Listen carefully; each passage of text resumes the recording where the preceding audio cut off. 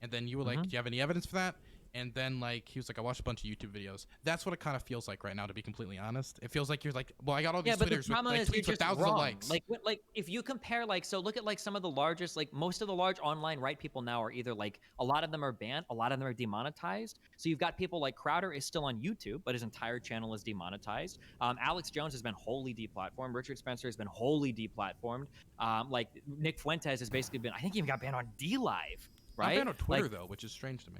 yeah, I don't know what the fuck is going on Twitter, right? But like, these guys. It's not just like I watched a couple videos, right? And then like, again, anecdotal, not really fair, but like I've given a lot of really extreme takes in my life. It wasn't until I dipped into the BLM shit that I got fucking destroyed for it. Like, and I've given more extreme takes than anything having to do with fucking Rittenhouse before. So right? the thing is, I would again point to like, we're just like talking about like, again, we're for the left, we're talking about tweets and a few like small marches. I saw like one May Day march or somebody like, you keep trying to say it's not. It's about the largest podcast right now, like on Patreon, are Lefty, like by far.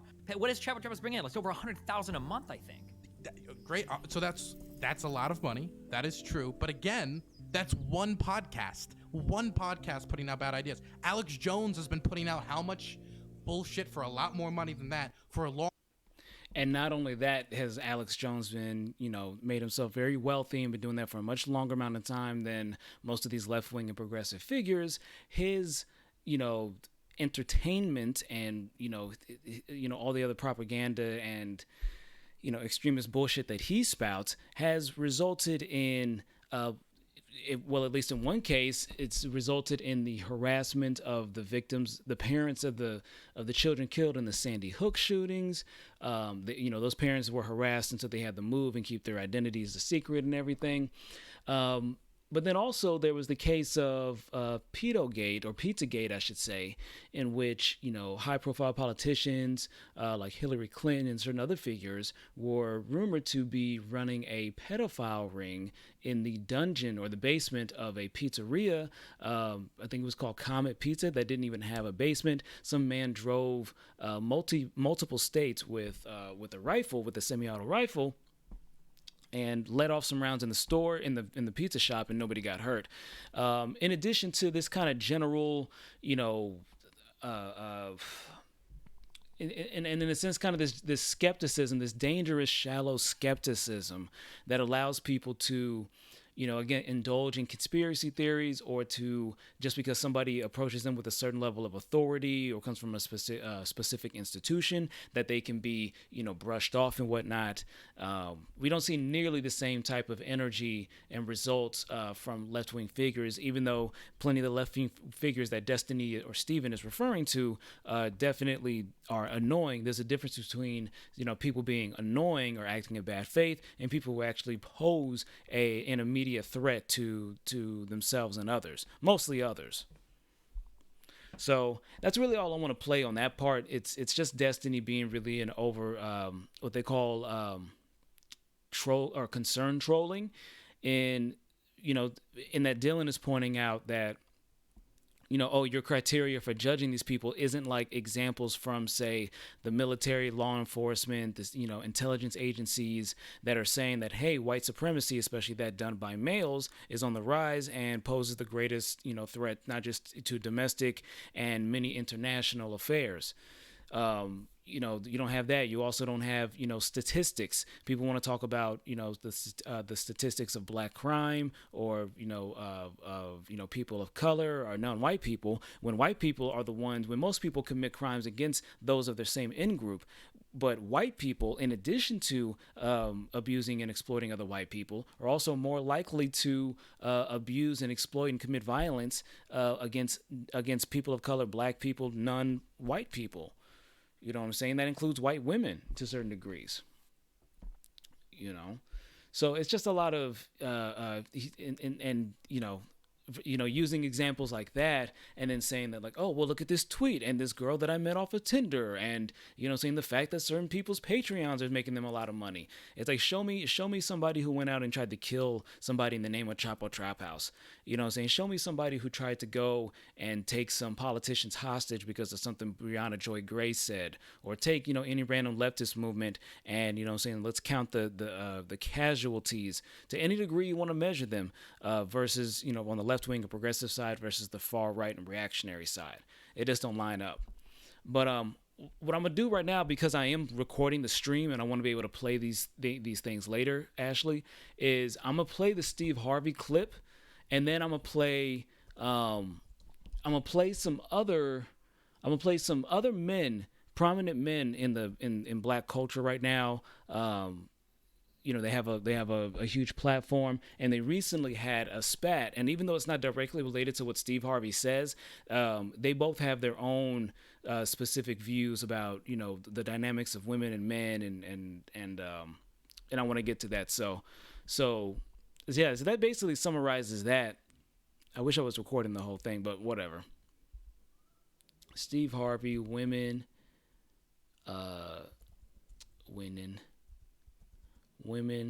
friends.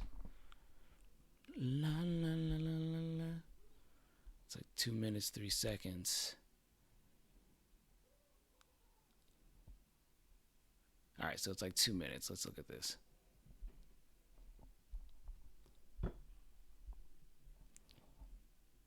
Remember in the classic movie when Harry Met Sally and the character played by Billy Crystal insisted men and women can't be friends? Well, hugely popular syndicated radio and talk show host Steve Harvey agrees in a big way. In his latest book on relationships, Straight Talk, No Chaser, Harvey tells me face to face why women who think he's just a friend are delusional. This kind of frank talk is why expectations are high that Straight Talk will rival his first breakthrough bestseller. So where did this come from? I mean, it's a blessing, true enough, but really, it was just me sitting down being honest. All of my friends are men. I don't have female friends. I don't. I'm incapable of that. Why? What do you mean? Well, because come on. Because you have a wife. Well, I have a wife, and I don't really have female friends because look. Okay, let's get rid of this myth right here. Okay, I'm gonna tell you this. Let's get rid of this right here. You're an attractive woman. There are some guys somewhere saying, "Yeah, we're friends." No, that's not true. He's your friend only because you have made it absolutely clear that nothing else is happening except this friendship we have. We remain your friends in hopes that one day there'll be a crack in the door, a chink in the armor, and trust and believe that guy that you think is just your buddy, he will slide in that crack the moment he gets the opportunity. Because we're most guys. Men think this way? 99.9% of us think that way. And you tell this to a woman and it just blows her back. No, I have male friends. You have male friends because they know it can be nothing else right now. I tell you what, all your male friends, just ask them in a friendly way. If I wanted to date you, would you be okay with that? And watch the fireworks. Watch. I'm telling you. So what was interesting about that is, of course, I posted the TikTok, right? I posted my TikTok that I made, or not. It wasn't even that I made. I stitched together a couple of clips from what somebody else had made. But basically, hell, let me not even talk about it. Let me just play it, so that way everybody else can see it. Do you listen to do you like Doja Cat, Ashley?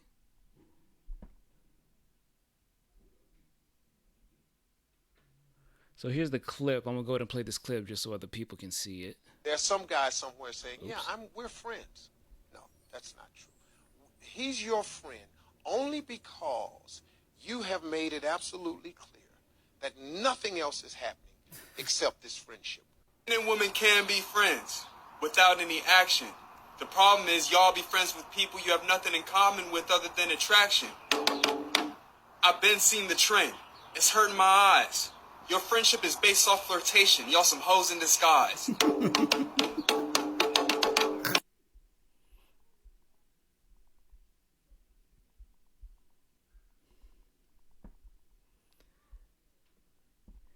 Yeah, but I mean that video when I saw it, really summarizes that of course you should be able to have these different kinds of relationships, you know what I'm saying, with with people just because you are. I hate it because I know you saw the Jordan Peterson clips, right, in his comments about like women wearing makeup or women wearing makeup in the workplace, and that it's hypocritical for them to do that and then expect not to be sexually harassed. This is the same argument that we hear from religious fundamentalists who say that women should be covered up because men cannot control themselves, and basically putting the burden of that on women. Something that a friend, or something that was brought up in that in that little post, in that joke, that poem that dude did, was that if you're only hanging around somebody in the hopes of that, then yeah, it's going to be a problem. If there's no other things that are keeping y'all together in case the romantic pursuits aren't there, then yeah, that it's going to be a negative response because one party is going to grow resentful. One party is going to be like, damn, is the other one not picking up on the signs, or, I need to change things. And the thing is, I do genuinely feel like, some people do a disservice to themselves by not voicing, I don't know. I mean, because people are funny, right? And sometimes when people know that you have certain things on your mind, it affects their behavior and how they go about. But it's just like, I feel like people need to think about, stuff not going their way. It's often said that like, oh, why ruin a good friendship by dating or even bringing that up. I think that other point of view is just as toxic as this one, as, oh, we can't be around because, because if I'm a straight man and you're a straight woman, or you're a beautiful woman, then I'm going to have to, I'm going to have to, be attracted. It's like, no, there's different levels of compatibility. You can look at somebody and be like, oh, they're attractive, or recognize that they have certain, characteristics that make you appreciate them, but only in the sense of being platonic around them. You know how you are with relationships, what your expectations are, what your compatibilities are, and they don't match. But when it comes to having somebody that you can work with, you can collaborate with, you can have an exchange of ideas, you can have a certain level of openness with, because there's not going to be any one relationship that fulfills every part of your life. You know what I'm saying? And because I was listening to this podcast, and it was a bunch of dudes, and these are dudes that by their own accounts, they've had to grow and develop and mature a lot in general, but also in the ways in which they treat women and their dating, romantic life, and everything. And so these are just dudes that are just operating at a lower level, and kind of express similar opinions that like, oh, yeah, any friends that they had before we met and everything, they're cool to have, but no new friends after that. I'm your only male friend. And the first thing that comes to mind when I think about that shit is, beyond the fact that sounds like some real insecure shit and admittance of the dirt that you know yourself to do, and so you look at every other man as your worst side of yourself, is also the fact that when breakups happen, and usually the most of the time they're by the women, if we're talking about male female pairings, is that most of the time it's the woman. The woman usually comes out of it better because she's already gone through all her feelings and everything during the course, before the relationship is over, before ending it, and having the network of, those friends and those trustees that they kept in their life, maybe even to the against the desires of the boyfriend or whatever. Whereas a lot of men, they will cut everybody off. They will center their whole world around, the woman, and not pick up on signs, or not want to, change their behavior, take things for granted. And then when the relationship runs its course, they don't have that network to fall back on because they've alienated people. They didn't, they had a very narrow vision. And the thing is, I feel like, I kind of feel like this is one of those things where it contributes to the shorter lifespan of men, because, that emotional, mental distress, we try to, be like, or walk it off, or try to be tough, or, just get along with it. It's like, no, we're human. We may, have different ways of expressing different things, different emotions, different thoughts, and need different outlets and whatnot, but it's got to get out. And so So in a way, it's like I kind of pity, saying Steve Harvey and dudes who think like that, because they don't seem to understand how they're inhibiting their own growth and their own development. And at least the situations where you have a man whom is otherwise very successful and talented in his life, but he's on now, I think, his 6th or 7th marriage, and continues to try to give out advice on dating and romance. And clearly that is not a domain of his life that he has mastered. Or that he even has time to change it. But to anybody else that happens to hear this, no, you can absolutely be in a relationship, or excuse me, everybody can be friends with anybody else, as long as it is not eating you up inside. If you have romantic feelings and that repressing those feelings or never expressing them makes you sick. You know what I'm saying? Because if things are keeping you sick, then you have to let it out, and you have to see where things go from there, and whatnot. And but otherwise, if it's not eating you up and keeping you up at night, and you just kind of think about it as a possibility, just sometimes it's better to just fall back and just chill and not, let that rock the boat. Find somebody who's more compatible, who has those features, but is also fulfilling that extra, that X factor or whatever. But yeah, definitely men and women can be and should be friends. And, just like you should have plenty of friendships from within, your gender or your sexual orientation, as well as without. All humankind, all decent people of like-mindedness should be working, collaborating together, and having the best kinds of bonds that we can possibly, have in the workplace, in different social settings, in our related hobbies, etc. We should all be trying to get along and meet other people where they're at, within reason.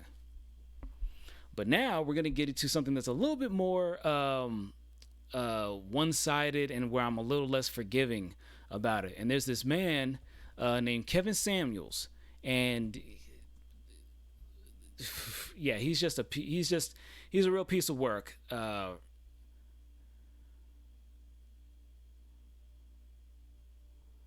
So we're probably not going to watch this whole thing, but I guess let's watch these TikToks. But basically, he is, I think he does like image consulting. He's a fairly successful man in that field. But he is extremely bitter, and people are referring to him as a nigcel, to play off of where there's incel just with nig in front of it. But that, even though he has at least one marriage and at least one child, not a lot of details about it, you don't really see him next to women, yet he's always giving his own critiques of women, talking to women, online and whatnot, and giving his critiques of them and saying that, like, oh, what do you think about yourself? And saying that, no, see, you're delusional, and just really just violating all these women and really just trying to break them down. And it's just super uncalled for. And it gets framed as he frames it as he's a high value man and he can recognize low value women. But all the women that he's talking to are all women that are, safe to say, they're not living the same type of life that he is. They haven't done the same things. They haven't had the same opportunities, maybe.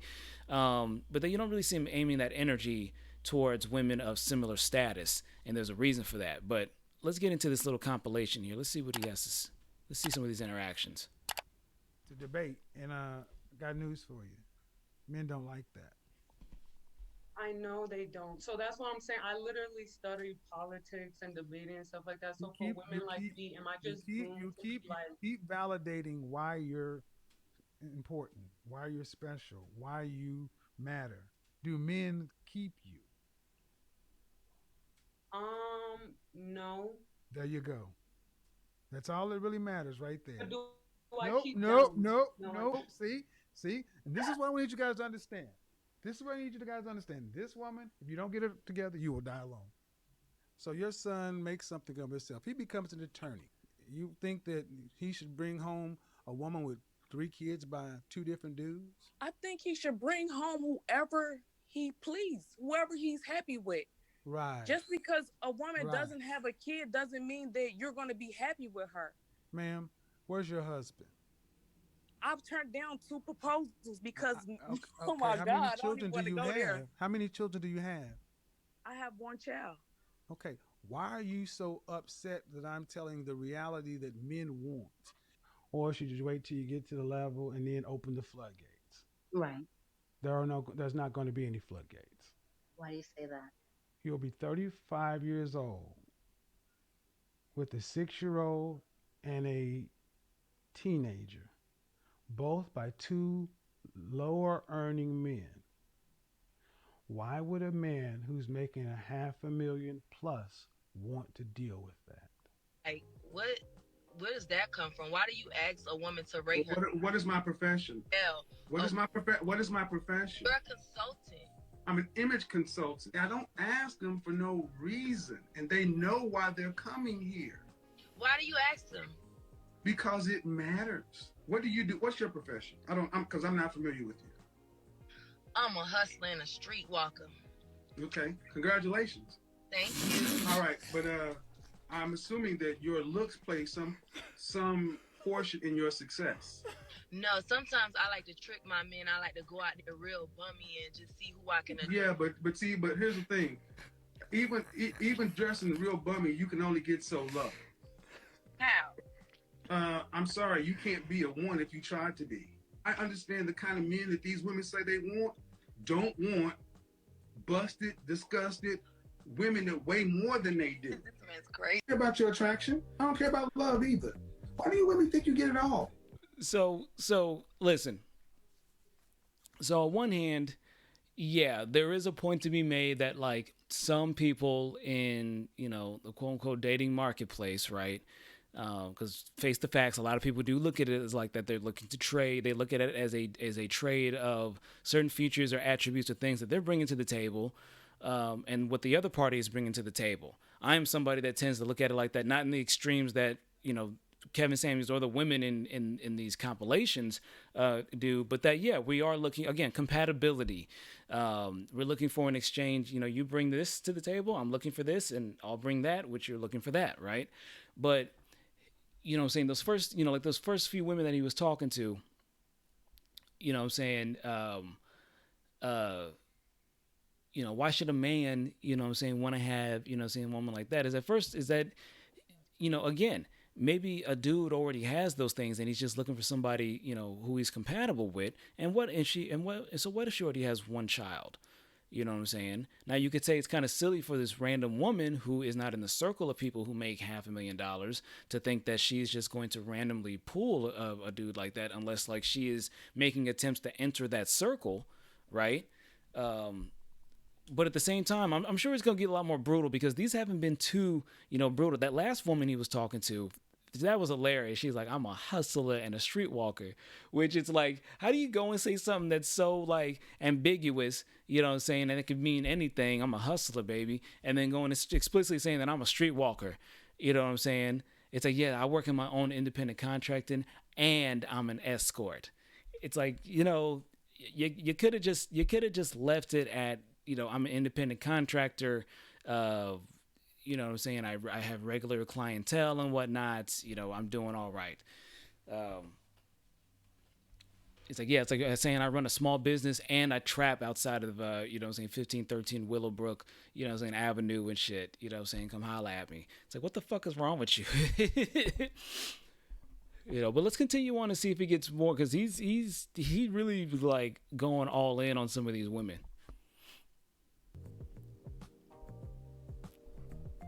What makes you so special that you get it all? Men get it all the time. So yeah. No, we don't. And we accept what we get. It's tragic. No, man, you got a choice. Because here's the thing. Here's the reality. Are you ready? The reality is what you have to negotiate with right now has a time limit on it. It will spoil. It will get old. And what you have today, it won't be worth the same thing 5 years from now. Because it ain't worth the same thing as it was 5 years ago. So after this is over, because it seems like you have maybe some girlfriends around or people around, I'm not saying this to be hurtful, man, but you got to tone this down and really come down. You're going to have to really ask, what do these men want that I want? And then what matters more? Do you need this, that, and attraction, and this? Now, but I don't think I have to settle with a man that I don't find Okay, handsome. let's do it. What would you rate yourself on a scale from 1 to 10? Just your face. You cannot use 7. A 10.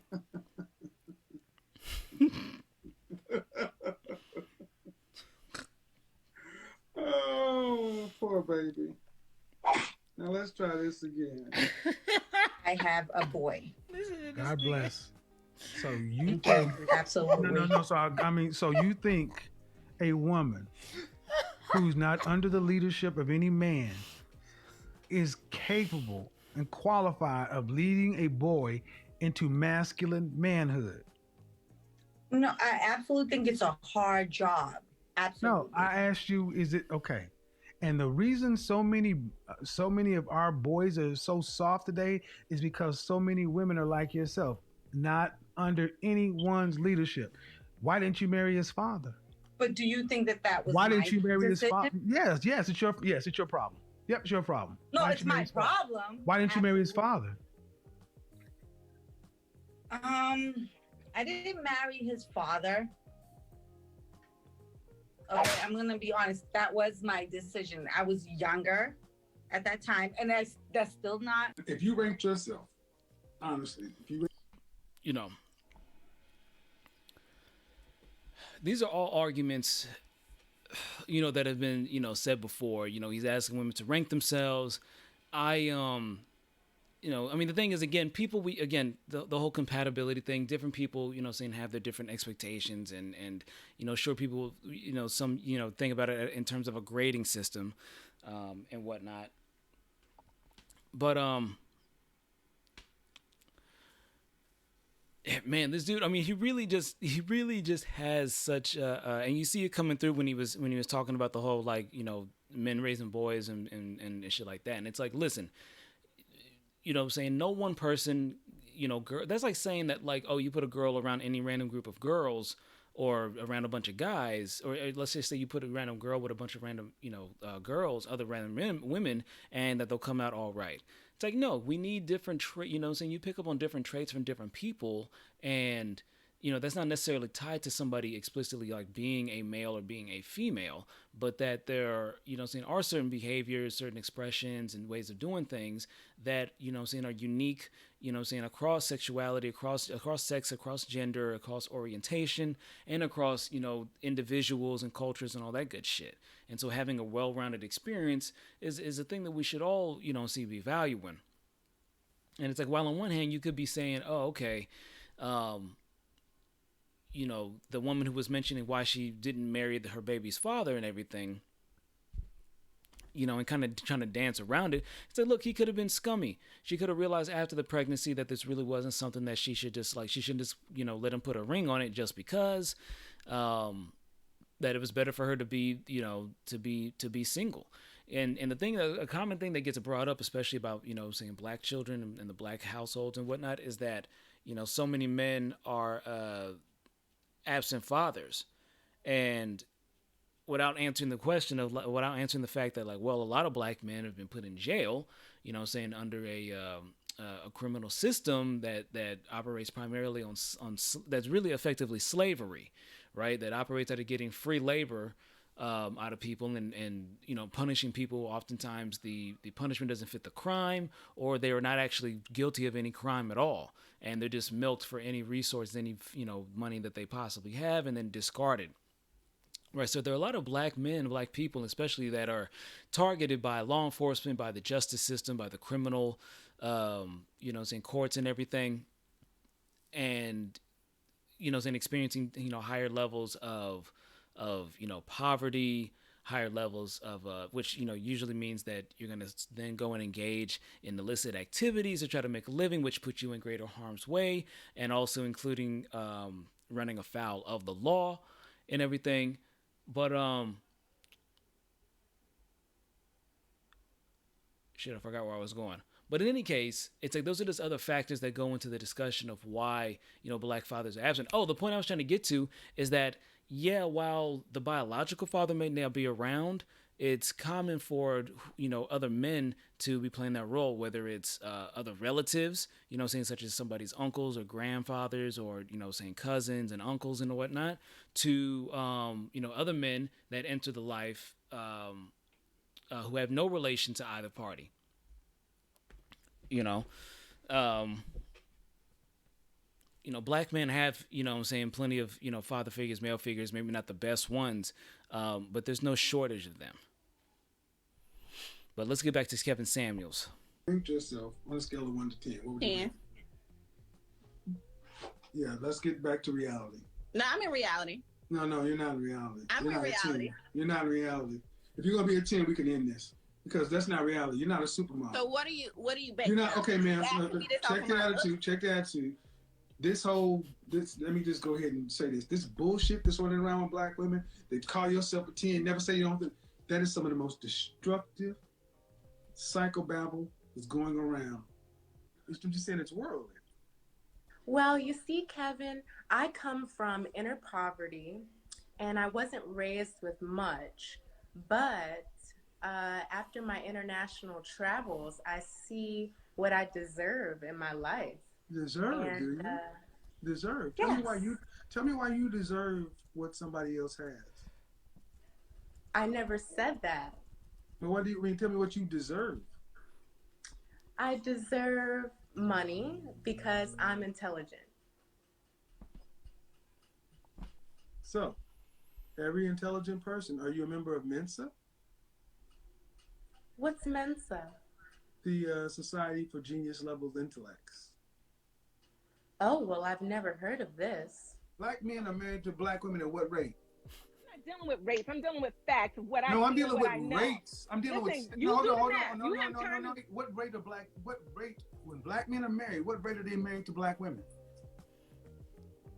From what I was talking about in my perspective and what I see based on television, the media, I'm basing it on actual data. Because you have time for that, Kevin. Well, then don't talk about it, ma'am. I'm gonna show. 64% are in the middle class. Black men in this country are 2 million less than you, marriageable. Yet we are 847,000 more marriages than you. It ain't the problem with the men. The problem in our community is women like you. It's their reality. You're going by statistics in a book based on a certain audience and a certain No, jurisdiction. ma'am, I'm going by black demo. Okay, so audience, what I need to do is go back to the beginning of the broadcast when I said my truth and subjective and Now, the last one, actually, I'm going to side with Kevin on that one because I remember there was another woman, because this is a common thing that gets brought up, that black men don't marry black women. And then you actually pull up the stats and it's like, no, across the board, lower levels, middle level, and higher level, just like most other groups, ethnicities and everything, the majority of black men are married to or dating black women. For some reason, it really, not for some reasons, not as if we don't know, but it really perturbs a lot of people. Have a lot of sensitivities about people dating outside their ethnic group, and of one that has been very vocal because of the anti-blackness and the way in which black femininity is disregarded and black women are over-sexualized, has been black women. Anytime they see a black man with a non-black woman, they saying some of them have a really negative reaction.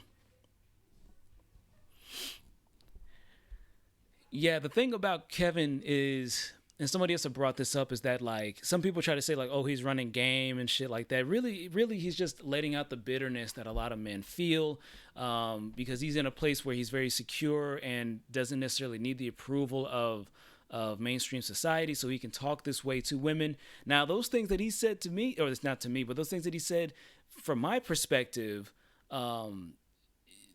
didn't bring as much of a reaction out of me as some people, because I've heard this shit before. I've heard a lot of this shit over the past decade from less well-groomed men and from those who weren't as well put together and everything, but it's the same shit. It's that, whatever negative experiences, whatever bad experiences that he's had with women, he is now just letting that just spew out like a fire hose in every fucking direction.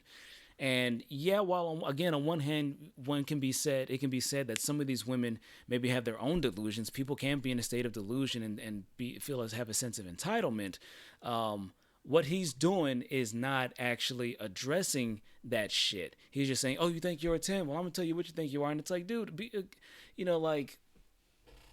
it's like there's not a you're not guiding them out of fuck, what the fuck am I trying to say?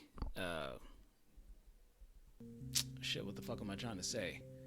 But this isn't guiding people out of anything. This isn't guiding people away from those perspectives and everything. This is just you really playing with your food. He's engaging with women whom clearly are not, you know what I'm saying, in ready to talk about these subjects in the way that he is. And I haven't seen him make any attempts to talk to somebody who's at the comparable, you know, level of engaging in these matters. These are just regular women whom, you know, saying felt a certain kind of way and whom he allows himself to talk to. Another person who does this is Jordan Peterson, who I you know, talked about earlier, and other figures like Ben Shapiro. A lot of them, people like this, they will be very selective with who they talk about or who they talk to, because they know that anybody who actually knows their shit will embarrass them, and they won't be taken nearly as seriously even by their own followers. Rodent FPS says, what do you think of the Candace tariff that President Biden plans to implement by 2022? The Candace tariff? I don't even know what that is. Did you come to say anything relevant, or are you just being fucking meaningless? You feel meaningless right now. Rodent FPS. Kevin Samuels. Oh yeah, here's this other person. Now this motherfucker, a lot of people find him Dr. Umar Johnson on interracial dating. He's a hotep. He's basically like a black separatist, a black nationalist. He thinks that segregation was one of the worst things to happen. He believes that black folks should live in segregated places apart from white people and other groups. He thinks that only black people should date other black people. He's basically the male version of the woman that I just mentioned, the black woman that gets upset when they see a black man with a non-black woman. He's basically the male version of that.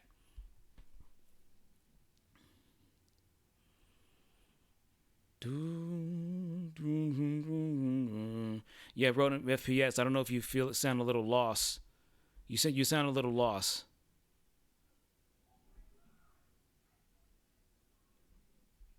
Let's see.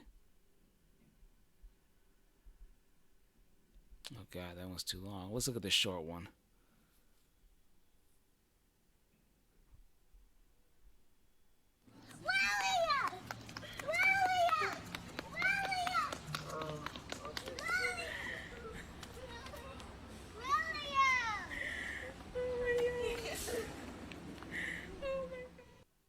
Let me ask you a question, Dr. Umar. Are you totally against interracial relationships? I am totally against it, and I want to make sure you understand why. Mm-hmm. It's not because... Cut it out, Envy. Cut it out, Envy. Don't do that, Envy. I'm having a serious conversation. We have a name for it. We have a name for it. Okay. The Snow Bunny Crisis. Okay. I am against the Snow Bunny Crisis. And I want your white listeners to understand. Because people be trying to say stuff like... he's the Black Hitler. I'm not the Black Hitler. I am in no way interested in hurting or harming the life of any human, white, Asian, Chinese. I believe in respecting everybody. Mm-hmm. The reason I'm against interracial marriage, Envy and Charlemagne, is because I'm talking. I don't care if they African, Ugandan, you know what I'm saying, Nigerian, South African, whatever. You know what I'm saying? They can come as I don't care if they Latin, I don't care if Brazilian, Mexican, Chilean, I don't care. They, you know what I'm saying? I'm not trying to hurt none of this. Motherfucker don't even. Marriage Jesus is Christ. An economic contract. It's an economic contract. Most women do not marry down in status. They marry up. And if you don't believe me, show me a rich white woman married to a broke-ass black man. Have you ever seen a rich white woman marry a broke-ass black man? No, you have not, and you never will. Okay, and the thing that he's probably not going to bring up is the same phenomena happening from within those same groups. How often do you see a white woman of a certain status, marrying below her station, as it's said? Same thing for, saying certain black women who achieve a certain level of status and wealth, and the black men that they choose to date. You know what I'm saying? Or any particular group. He says this shit as if he says it as if this intersect of race and class or really just this, he's talking about class specifically, but the intersection of it and interracial datings, he acts as if this isn't going on intraracially. He is framing as if it's only happening interracially. And I hate to even use that term because there are no separate human races. We're all effectively the same fucking race. This is just different, genetic expressions of certain traits. But because marriage ain't about love, it's not colorblind, and it is totally economic. So if marriage is an economic unification in a contract, how can we, who don't have enough already, give so much to the white woman and to white people who have already taken too much when we got all these black women out here who will never get married? Only 1 out of every 4 black women in America will ever taste marriage, and half of them who taste marriage will be divorced within 5 years. If you want to save the black family, well, again, what he's not bringing up is that the national average in the United States for failed marriages is 50%. That's an average. And as much as he hates it, we are a very mixed society. Yeah, overwhelmingly it's white, but there's sizable portions of black and African descended peoples, significant portion of Asian descended peoples, Latin descended peoples, and there's not as many, but they still out here, indigenous peoples.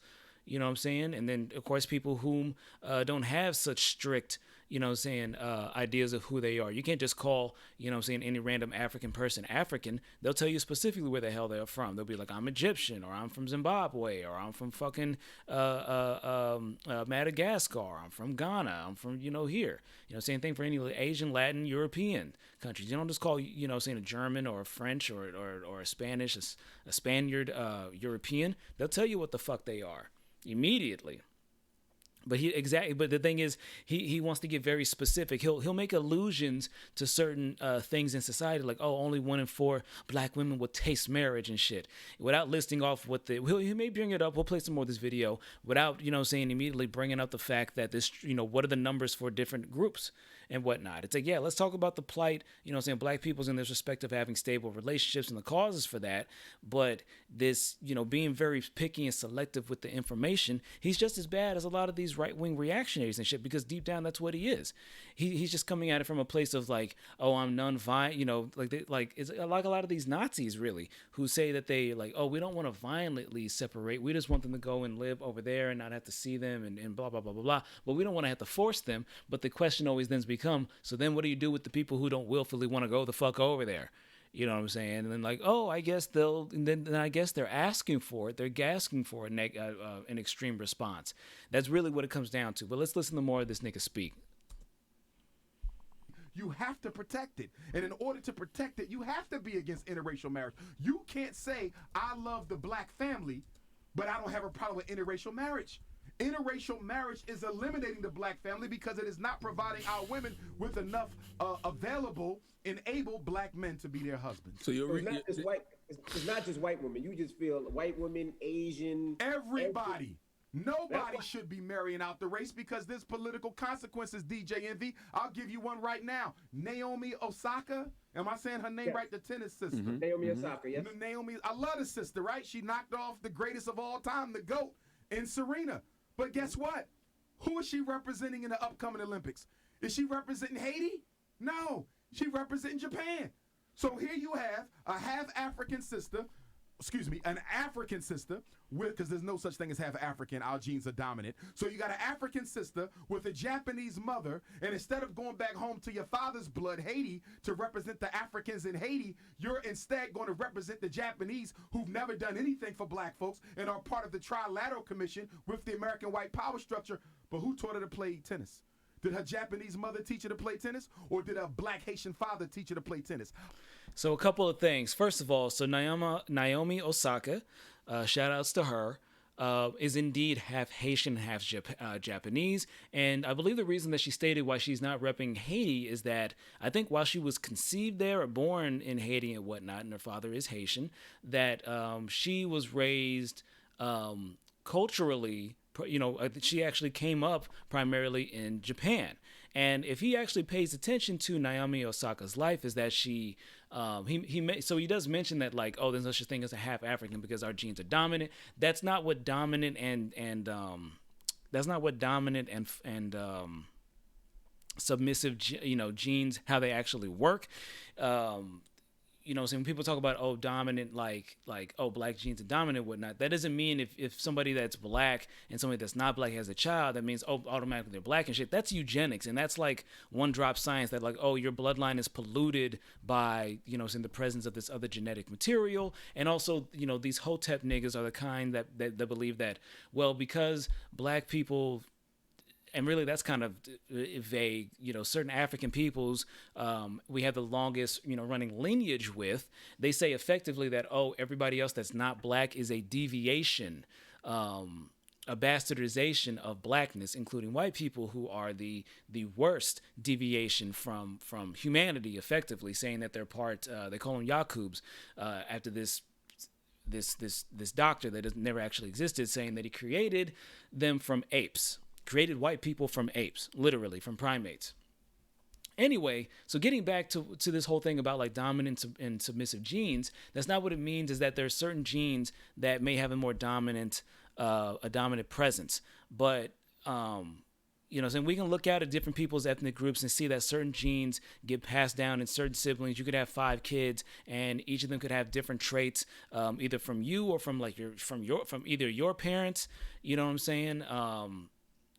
And then of course there's environmental factors that bring out different, things in genes. There's certain parts of my family where people have freckles. There's certain, some other of us who have certain textures of hair. There's some of us who have certain kinds of laughs. There are certain members in my family whom we have a very specific laugh that other ones don't. And, so the thing is, it's a lot more random than that. And there's plenty of evidence of people whom, you would expect them to come out looking one way and they come out looking the opposite, and as well as those that follow particular trends. So the thing is, he speaks loose and fast with bringing up using real concerns. He's a good propagandist of using real concerns and insecurities that people have in life. And then connecting it with false science and a lot of subjective truths, and really just his own preferences for resegregating society, basically. Oh, and also the last thing I was going to say is that about Naomi Osaka is black, effectively, culturally. She's always talked about Black Lives Matter, as going so far as to always rep the names of fallen black people who were killed, by police, by law enforcement and whatnot, or just deranged maniacs in society, and getting news coverage for it in her native Japan. She's been pushing for that. She's dating a black man, a prominent black rapper. Seeing the way that she dresses and styles her hair and presents and stuff. She talks about black shit. She doesn't talk like her voice and everything. She's not ratchet and shit. She's not pretending to be like a stereotype of blackness, but she is always repping blackness from a very pro-black stance, and a very, you could say, very American-centric or U.S.-centric. So this dude, Dr. Umar Johnson, he's a race baiter, and he's somebody who race baits from the black perspective.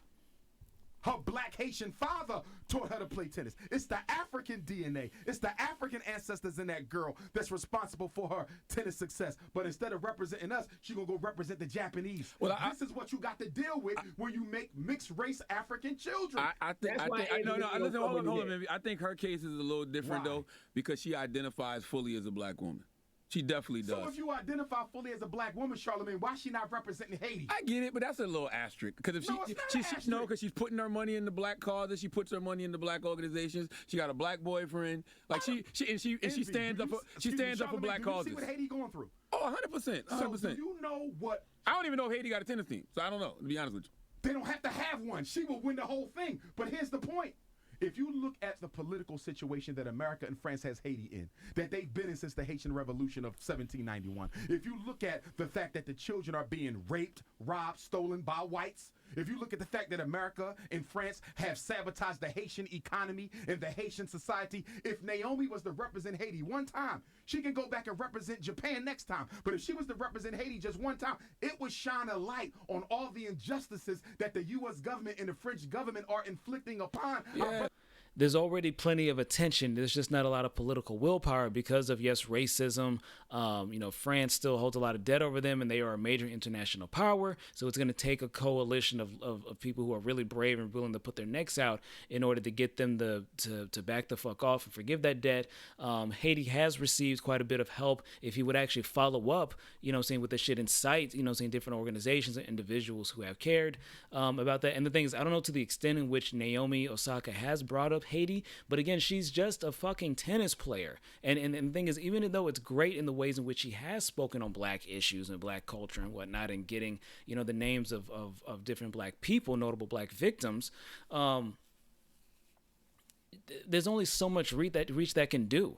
And he's saying that, like, oh, why should she go and do that? If she should shine a light on this, it would really change things around. Let's be factual. It really wouldn't, to a certain degree. It really wouldn't, because there have been plenty of other celebrities, prominent celebrities from within and outside that country. I'm fasting and you look like a snack. Sorry, no can do. I brought my special lighting on just so y'all can soak it all in. It's all right. I don't mind being a snack. Gobble, gobble. But this dude, Umar Johnson, he's just deep down, he's just a hateful, ignorant person. You know what I'm saying? He's very selective with the information he brings on. He has his own narrative, and unfortunately, there are plenty of other black people who soak this shit up because they share the point of view. And if given the option that they would resegregate society and make things that way, and if they could also keep black people from interacting with non-black people, they would try to enforce that shit, most definitely. And Charlemagne is doing his best to try to defend against here. But the other thing about these people is that they're not reasonable, because they know that their shit really can't be delivered in a reasonable way. And he just doesn't have that kind of restraint, that kind of discipline. So he's coming off just way more unhinged, because deep down it's not a scientific. He tries to use science. He tries to use, bases and facts and history and shit like that. But really, it's just a very emotional, it's just a feeling. It's just emotions. That's all he's got.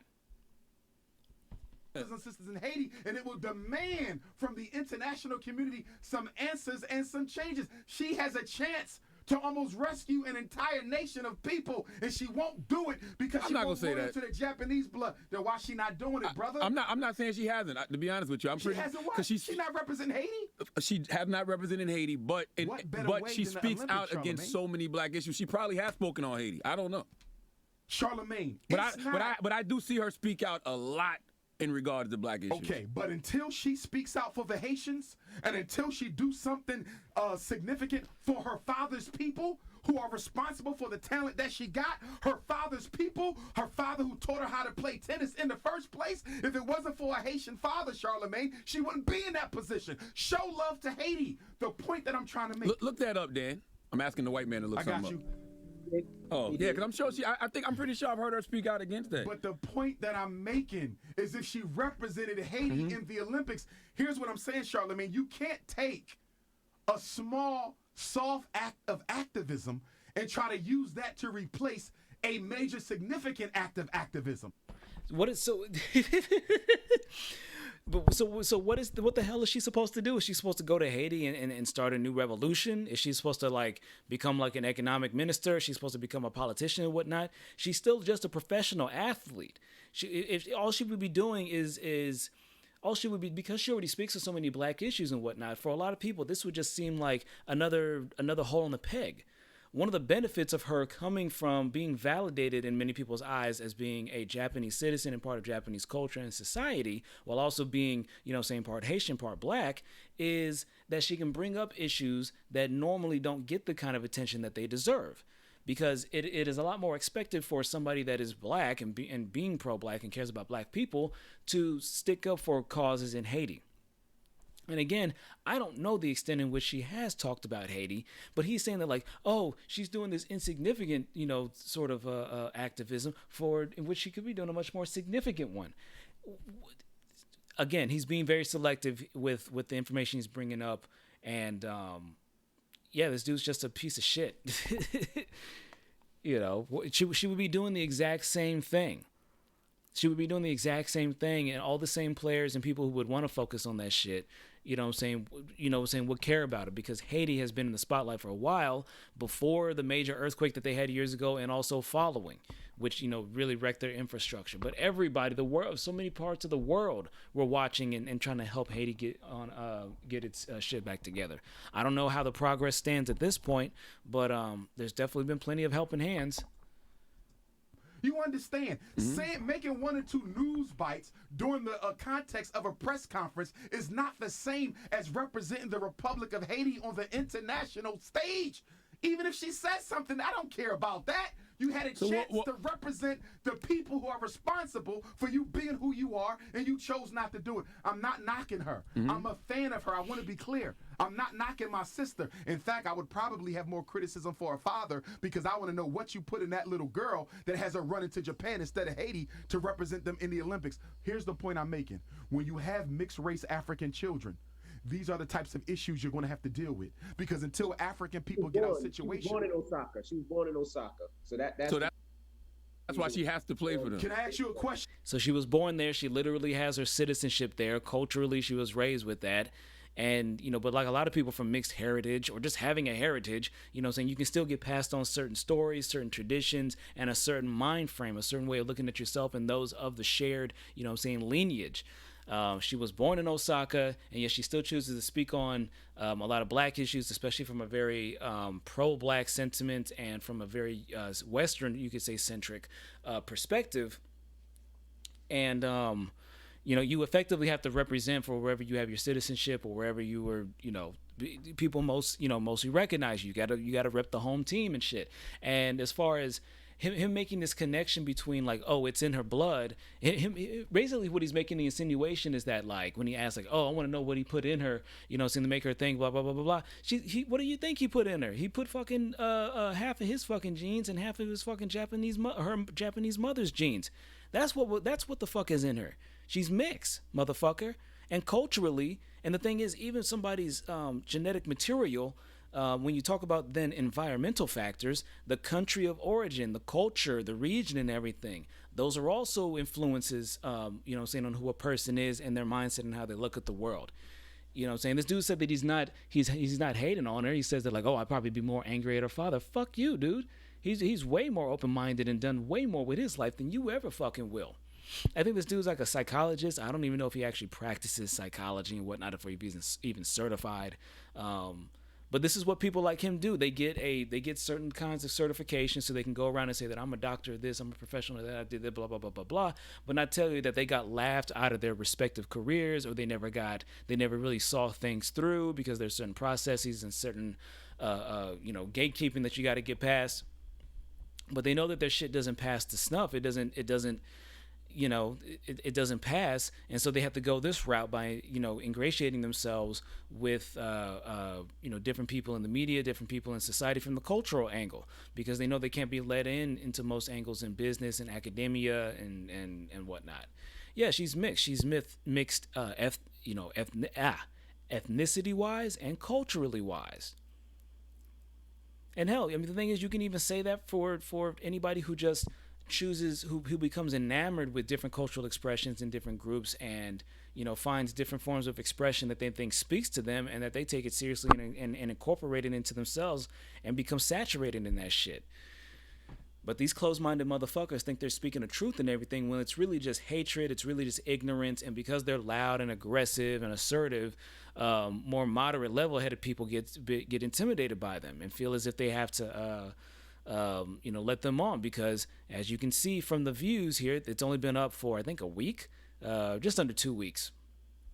Over 250,000 views, you know, 10,000, you know, like versus dislikes, and how many comments is down here? Is it? How many comments? Almost 8,000 comments. So he gets conversation going, and this is the name of the game. Envy? Yes, sir. If a European Jew is born in Africa and he plays tennis, is he going to represent Africa, or is he going to represent Israel?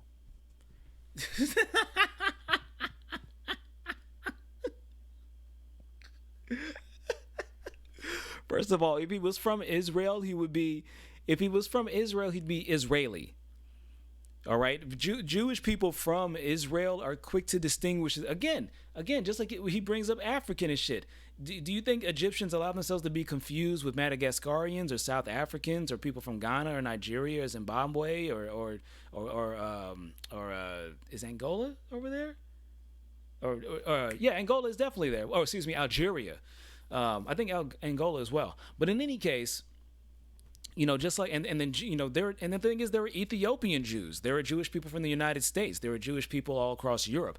So are you saying that there's only one group of real Jews? Now, he actually does believe that there's only one real group of Jews. He doesn't think it's Israelis ones, or he thinks it's the black ones, effectively the Ethiopian ones. But that Jewishness has multiple unclear ethnic genetic roots and genetic roots or ethnic roots, but also it's also a set of cultural practices and a religion. So to a certain degree, a lot of it can be adopted, just as there are plenty of Jewish people who are ethnically Jewish, who are considered Jewish ethnically, but don't practice the faith, who are secular. He's a fool. He's a damn fool. So yeah, if a Jewish person was born in saying Sudan, whatever, and he speaks whatever the language is there, and they grew up eating that, and that's the team they play on, and that's that's the home team and shit. Guess what?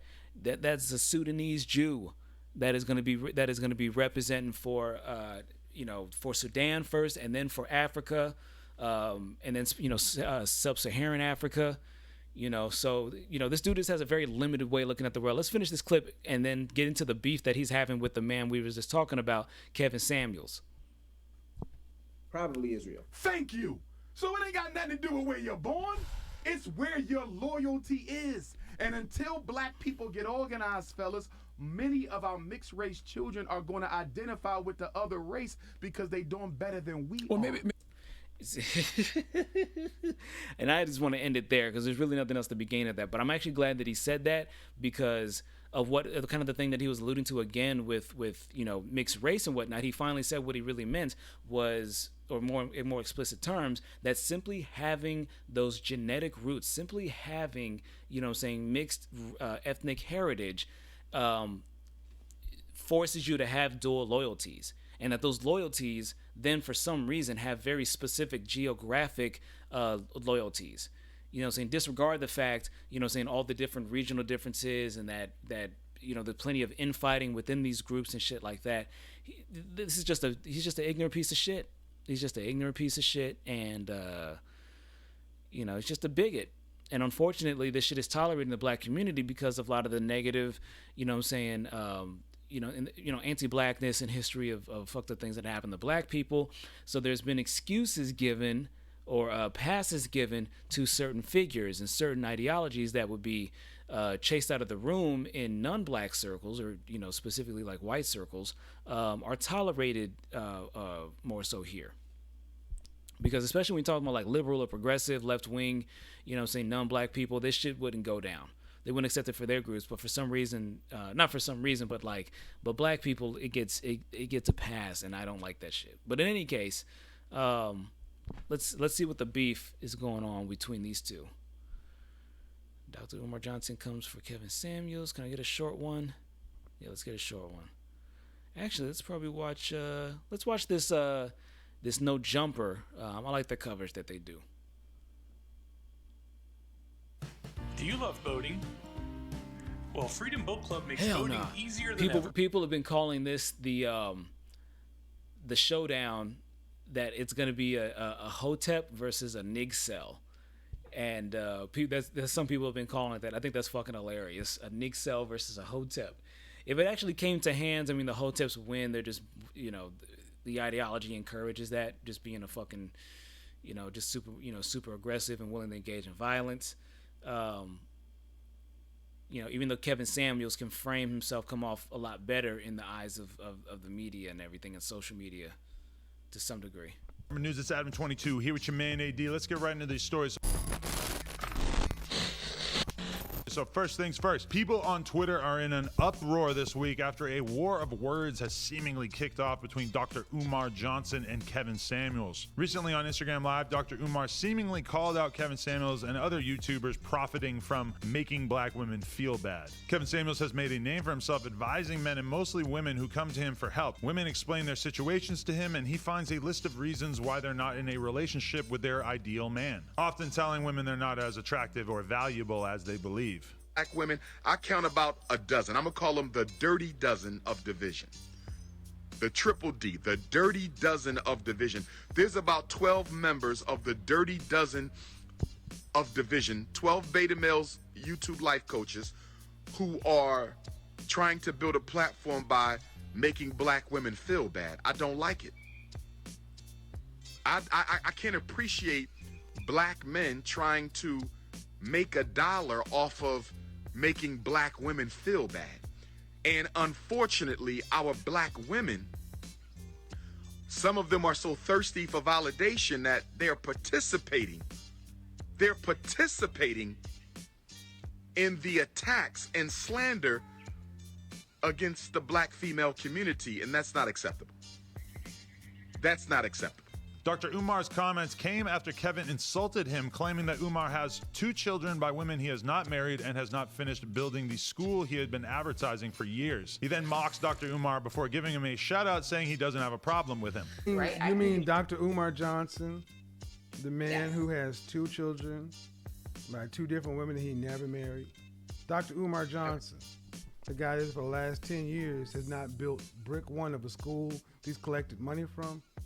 Dr. Umar, hold on, ma'am. Dr. Umar Johnson, the man who calls you queen, mother, goddess, and all this other kind of stuff. And again, for those who are keeping score, this is another woman who comes on and says, talk to us more like Umar. The Prince of Pan-Africanism. Big Papa's in the house. Run my donations. I mean, shout out to Umar. I got no problem with the dude, but I think it's funny y'all keep coming over here asking everybody to talk like Umar. Dr. Umar Johnson's memes are pretty popular, but he's also a doctor of clinical psychology and certified school psychologist who works with inner city schools and children with behavioral issues. Sides are being picked on social media as fans attempt to pit the 2 men against each other. Dr. Umar didn't directly name Kevin Samuels in his live stream, but he later returned to Instagram to share that people have taken the soundbite and used it to create empty entertainment. At this time, it's unknown if this so-called beef will heat up beyond this moment, but we hope that these 2 gentlemen can find some common ground. AD, I'm going to give you the floor on this one. What do you feel about this criticism of Kevin Samuels? First of all, I'm AKA AD Samuels. We're with the guy all the way. The shit is stupid, bro. Like, I don't understand what's the big uproar. I can understand from women getting their feelings hurt and shit like that, but Dr. Umar, like, you know what the nigga is saying is true. You feel me? Like, I'm happy that we got somebody like Kevin that can keep it real and not be afraid to jump out. Versus in this cancel culture right now when everything's happening like that. Like, you know, women, a lot of women, they think that they're more valuable than what they are. You feel me? And just because you can give somebody a piece of ass doesn't mean that you bring value to a relationship. You know what I mean? So we live in a society that really wants to instill self-esteem in women to such an extent that Kevin Samuels coming out and saying, well, actually, I don't like the way that a lot of women act, and I think that the way that they're acting doesn't ultimately make them happy, and it's not good for the family unit and whatnot. I mean, to me, Kevin Samuels is addressing some pretty obvious societal issues, and it's a super easy way, as you can see here, like Dr. Umar is doing, it's a super easy way to get a bunch of positive comments and to get a lot of love from the community by just saying, well, actually, women are perfect. There's nothing wrong with them. I don't think that's true. And we, as a society, we have there's nobody who ever takes a moment of pause before pointing out all the ways in which men are bad and men are failing and men are not doing what they're supposed to do and how men could be better. I don't see what's so controversial about Kevin Samuels basically being willing to take a similar position. And when you reverse what Kevin Samuels saying, you project that to the men. Adam, you interview a lot of women.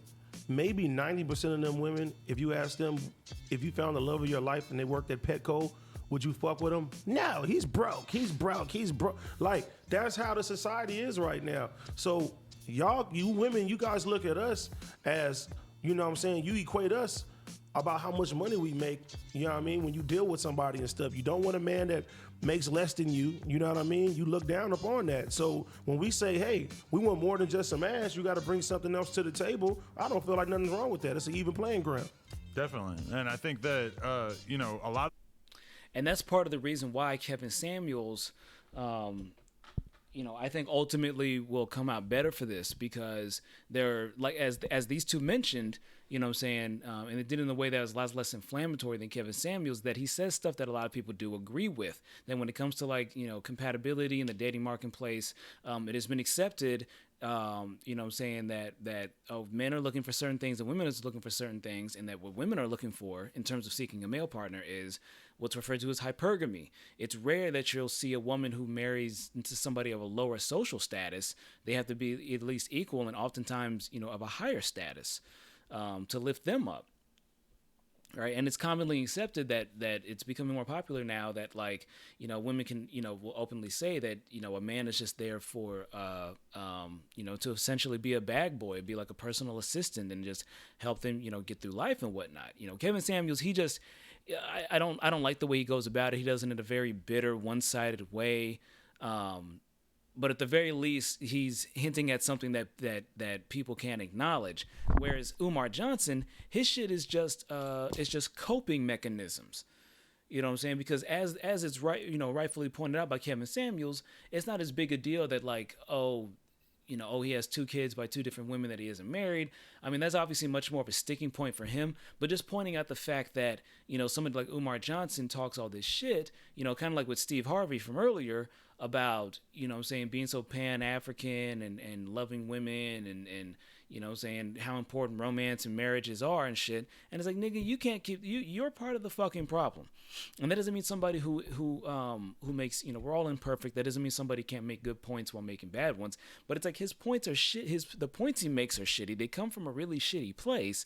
And the best point that Kevin Samuels brought up in that is that he has been collecting money for this school. That's the way I primarily know of him, is that this nigga has been going around for years collecting donations and money to build this, certain kind of school. But it seems he's much more interested in just building up his media presence and building up his influence as a personal speaker and shit like that. But I think that if I had to put my money down, I would say that Kevin Samuels would kind of effectively, win in this situation.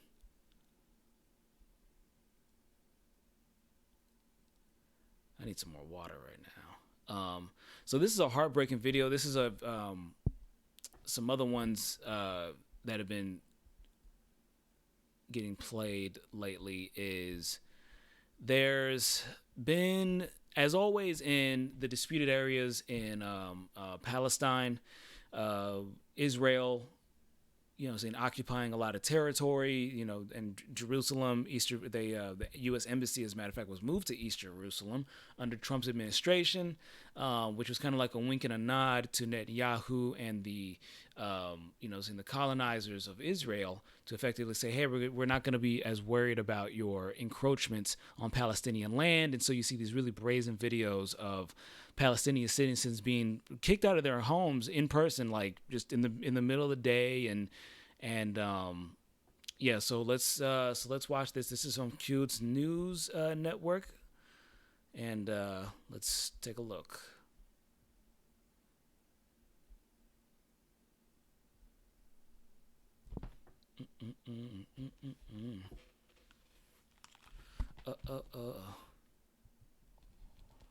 Let's refresh that shit. Refresh.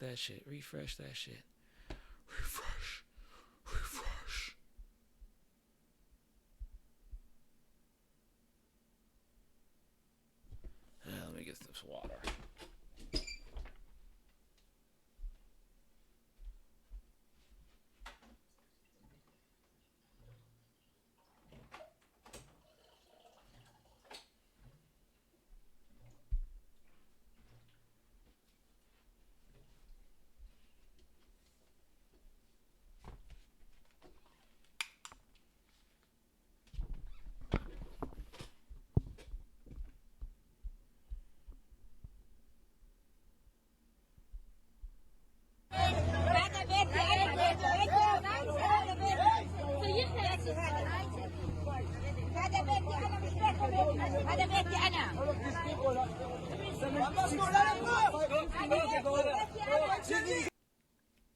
Ah, damn it.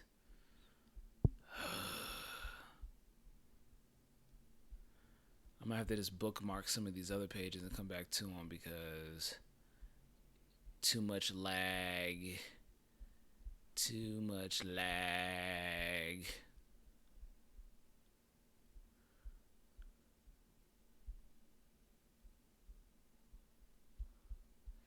Let's try refreshing. Let's try one more time.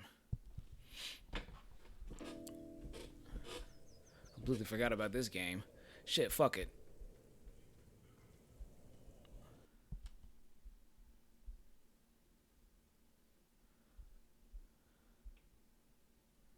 I'm barely watching. I'm barely doing that shit anymore right now anyway.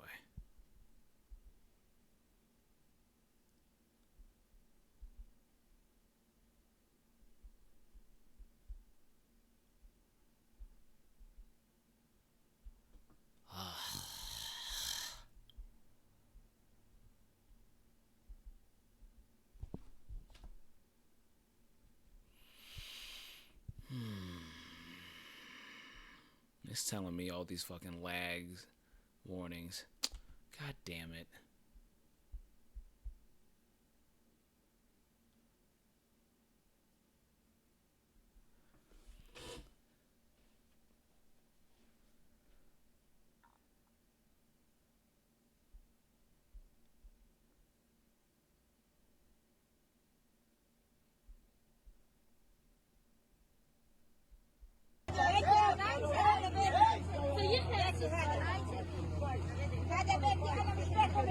هذا بيتي انا هذا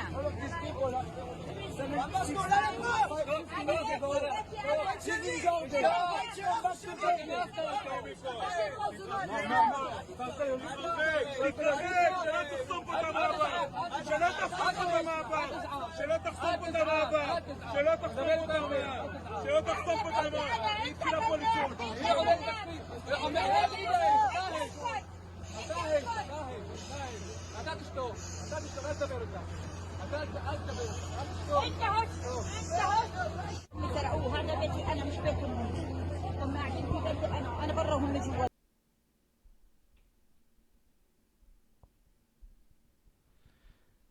And then there was another one. Oh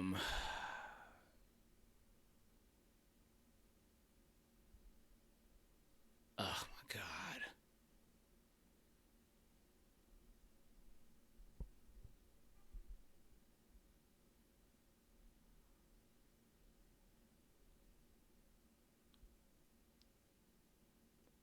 Oh, wow.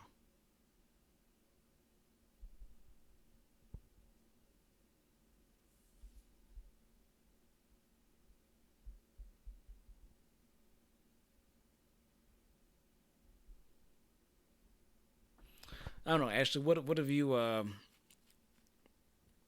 What else have you been up to? What have you been paying attention to? What's caught your attention lately?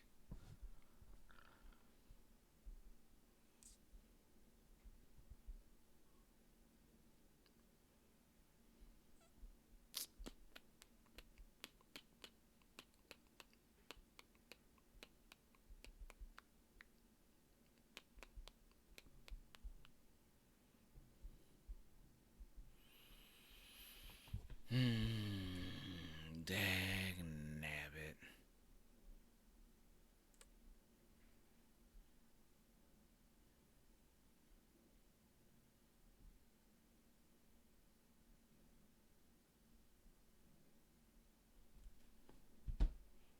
This shit keeps psyching me out.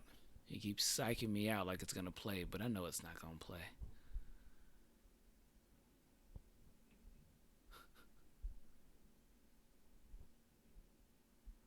What all do I have running? Oh shit, Colombia. Yes. Yes. Hey, are you Colombian? By the way? Updates.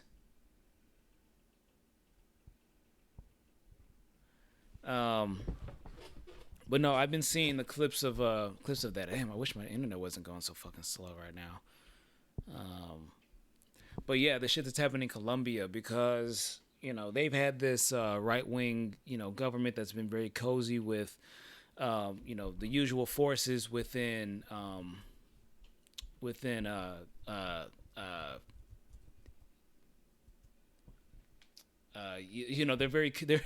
they're fascists, and so they get along very well with a lot of the traditional forces in Europe and the United States and whatnot. Anybody was playing this shit? Looks like a makeshift, like I was gonna say a tank, but it looks like something more like the horrible blowout in India with COVID. That's scary stuff. Yeah, oh god, yeah. There's so much crazy shit, isn't there? But since you mentioned, okay. Colombia protests. Oh, okay. Yeah, you never know. Let's look at Colombia protests videos. Holy shit. So, wow. Okay, so protests and unrest in Colombia as government announces plans to raise taxes.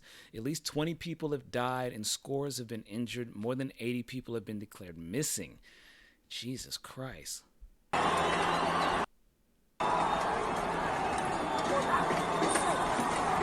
Can't tell too much what's going on here, but...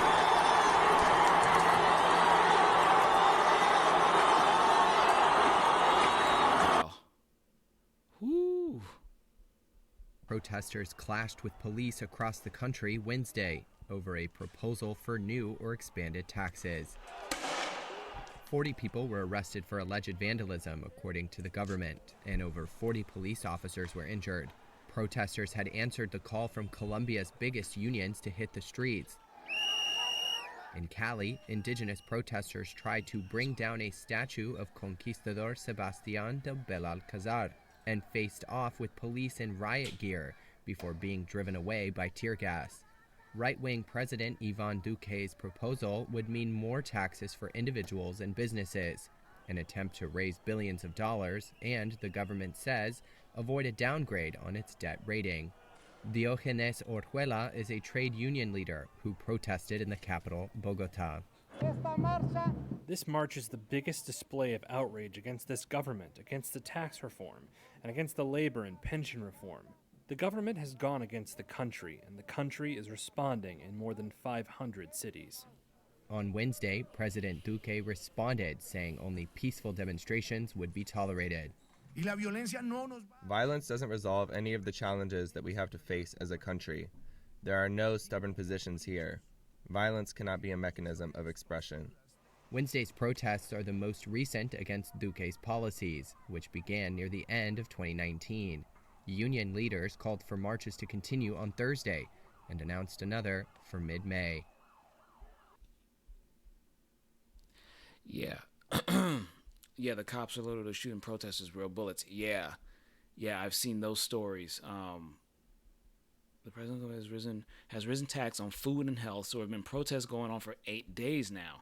Police are shooting people not with rubber bullets, but with guns, just like you said.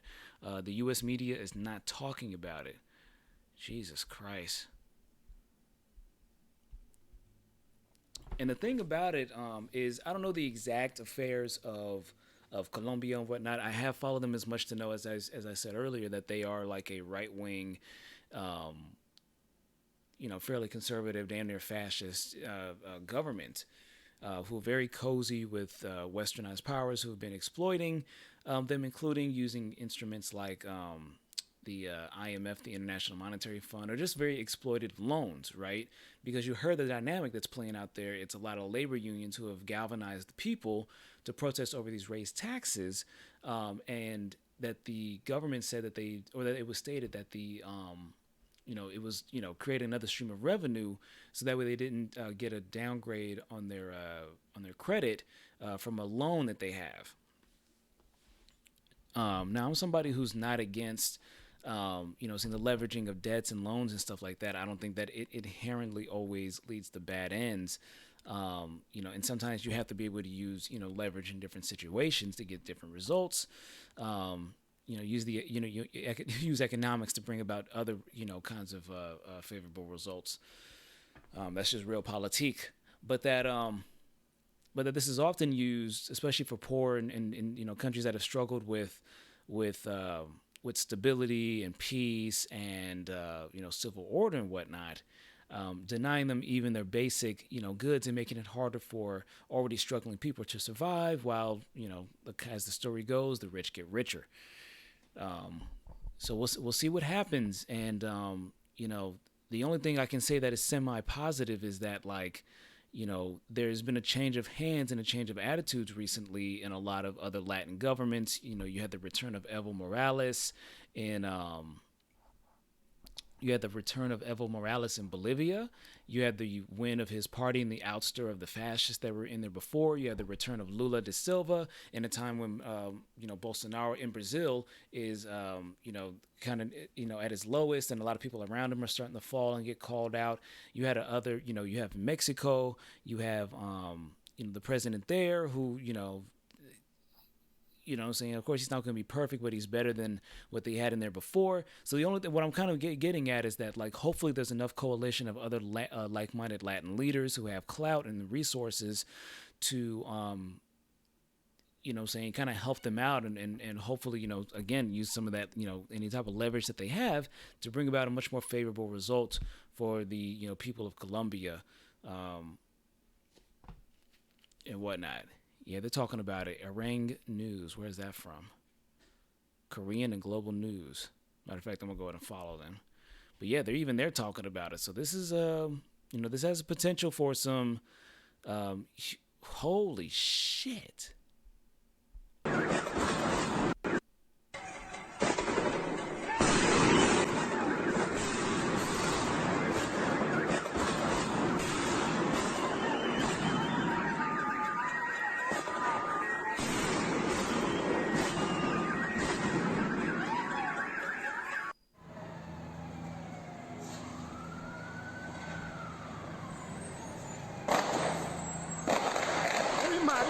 Puta, ¿qué es esto?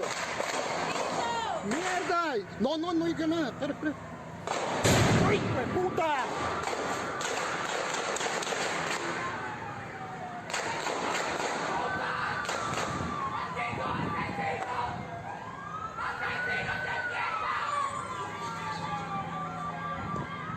Están disparando a matar. ¿Qué es esto? Están disparando a matar, hijo de putas.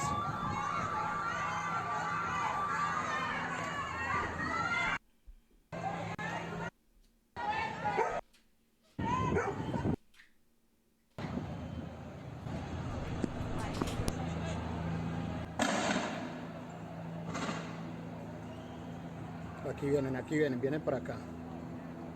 Pilas que esa gente es capaz de dispararnos acá.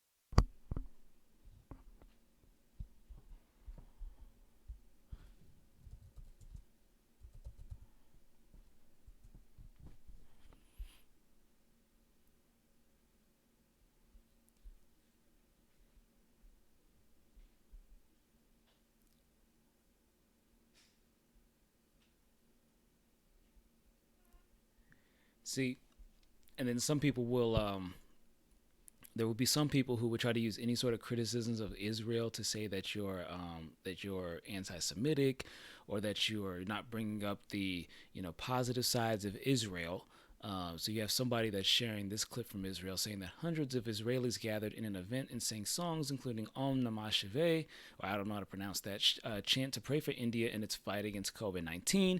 I mean, COVID-19, India doesn't need prayers, they need resources, and they need all the other, people who have the intellectual property to wave, those, to waive that shit, so that way they can make their own generic, versions of the vaccine. And, not let these pharmaceutical companies just, keep raking in, Johnson & Johnson, they've made a really good vaccine, and they're raking in a lot of money, really too much money, from something that was funded mainly through public public funding or public taxes and whatnot. But this is what we like to call virtue signaling. Saying they don't need religious chants and whatnot. They need resources and supplies. And also who actually needs supplies is a much closer group to Israel who is not who has long suffered, lack of access to adequate health care, including the COVID vaccine materials and other things that they need over there. So they should be, this is just performative bullshit. But in any case, so let's see some updates in the India situation. The UK sends world's largest cargo plane carrying 3 18-ton oxygen generators and 1,000 ventilators as part of the UK's latest response to India's COVID-19 crisis. And oh my God, that's going to be a layer. I would love to know. That's great coming from the UK, especially from England.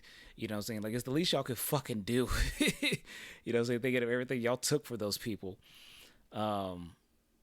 Besides COVID-19, India is also fighting with vulture journalists who are spreading more panic and despair than pandemic. Finally, an Australian paper exposes the nexus between liberal Indian and American media to feast on corpses. Oh boy. The AustraliaToday.com. No one, I repeat, no one should die due to lack of medical care. Every pain is deathful. Besides, Candia is fighting with vulture journalists. I'll get back to that. Who is this individual? Some type of advocate. I don't know the details. Apparently we have some mutuals. But Hindu temples around the world come forward to help India in its struggle. Sending funds and supplies to help them. So, it's like all hands on deck. And so India, kind of around the same era, time as Trump, and like many other countries like Brazil, like Hungary, like Colombia, took a serious right-wing fascist turn, and each of them have had different levels of success. Unfortunately, the prime minister now, Narendra Modi, he is a Hindu nationalist, and he has had he's reignited a lot of culture. Hey, are we going to get a better mic? I don't know, maybe eventually. But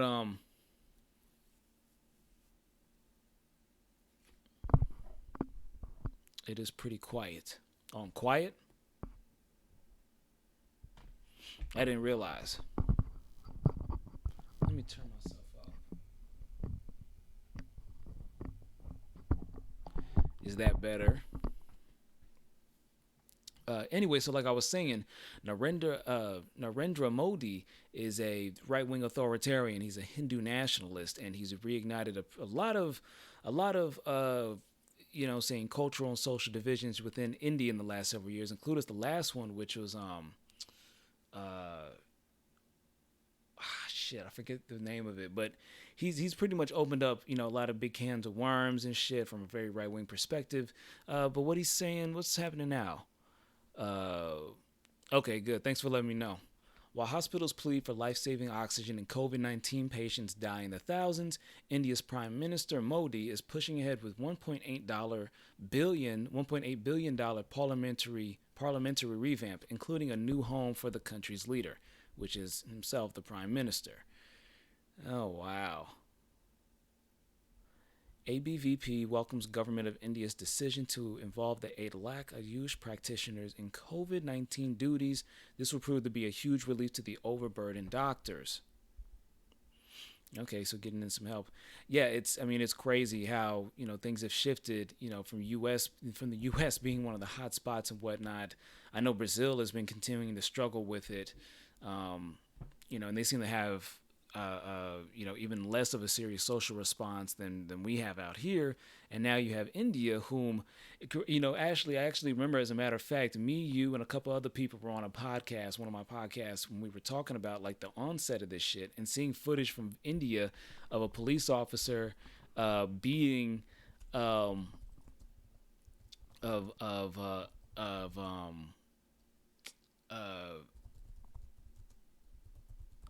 Indian police beating, citizens that were just outside, because it's like, hey, get the fuck back inside. India police beat citizens. India police, COVID.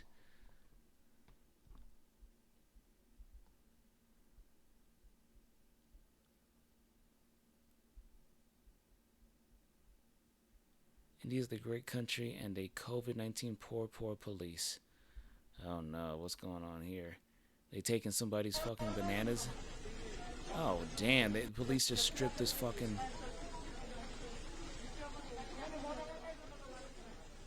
They just stripped this poor person. Stripped everything, just stripped their goods from them, threw in the back of a truck. Disgusting. But the one we were talking about, Ashley, was police, they were beating somebody because it was like, hey, get the fuck inside. And the thing is, I remember saying that, like, because we were really struggling with it in the US, and the question that I brought up was like, well, obviously this shit wouldn't really fly out here, not for like COVID, not for enforcing, COVID lockdowns. But I said, is this something that we should try? Is that something that would be necessary? And because they were breaking the COVID curfew. And but now, you know what I'm saying, it's this kind of proves, the point that it's like, no, that wouldn't have, they should have stayed inside, but that has to be something that people already understand and take seriously. And unfortunately, we didn't have that foundation in the United States. And so there was no way that it was really going to take hold and be that way. Same thing with the whole herd immunity, because now scientists are saying that, like, with the number of people who've expressed that they want to get vaccinated, saying there's no way we could reach herd immunity because too many people are abstaining from it, just like too many people abstained from self-isolation or shutting things down, whether it was just because they couldn't or because they didn't want to. But yeah, that's just wild.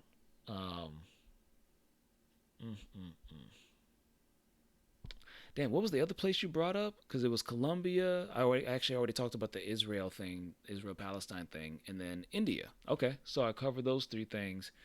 Went over the Kevin Samuels, Dr. Umar Johnson. What else? What else has been? So much shit has been happening. Matter of fact, I'm gonna go to my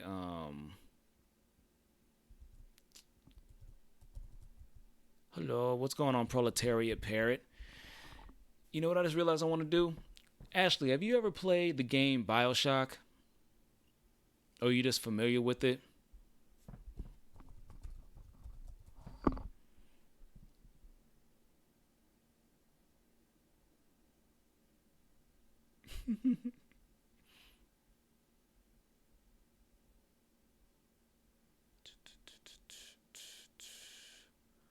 I'm just seeing what's coming up in my feed. I know none of this has anything to do with what I just mentioned. But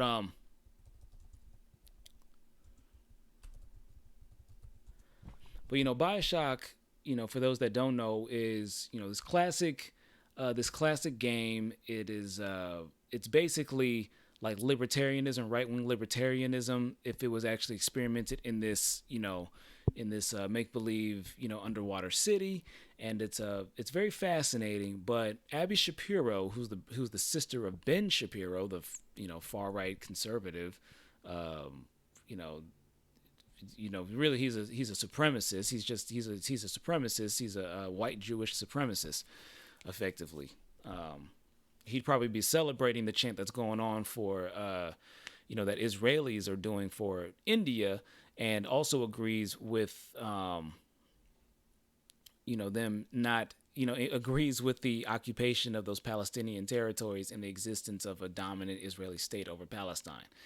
But anyway, they're both, so she's also right-wing, conservative and whatnot. She's just not as, cringy, and she doesn't speak on as broad range of issues as Ben does.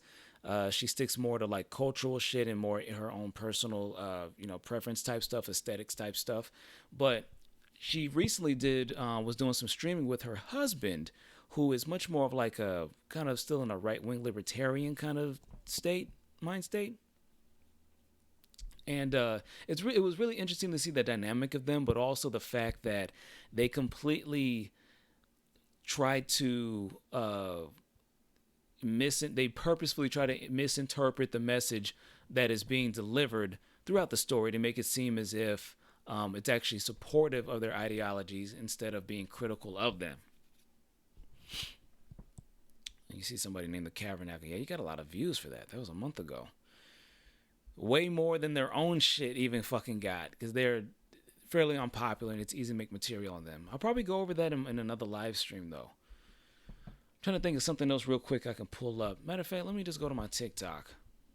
Unnerves passengers. Oh, boy.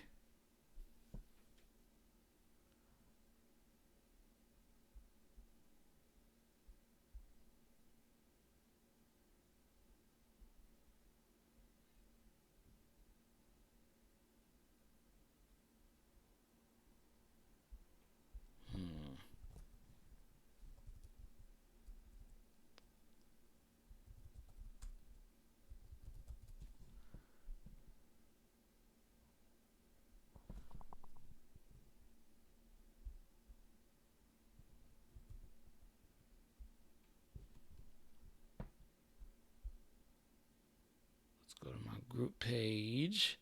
I'm probably going to get off after this, actually.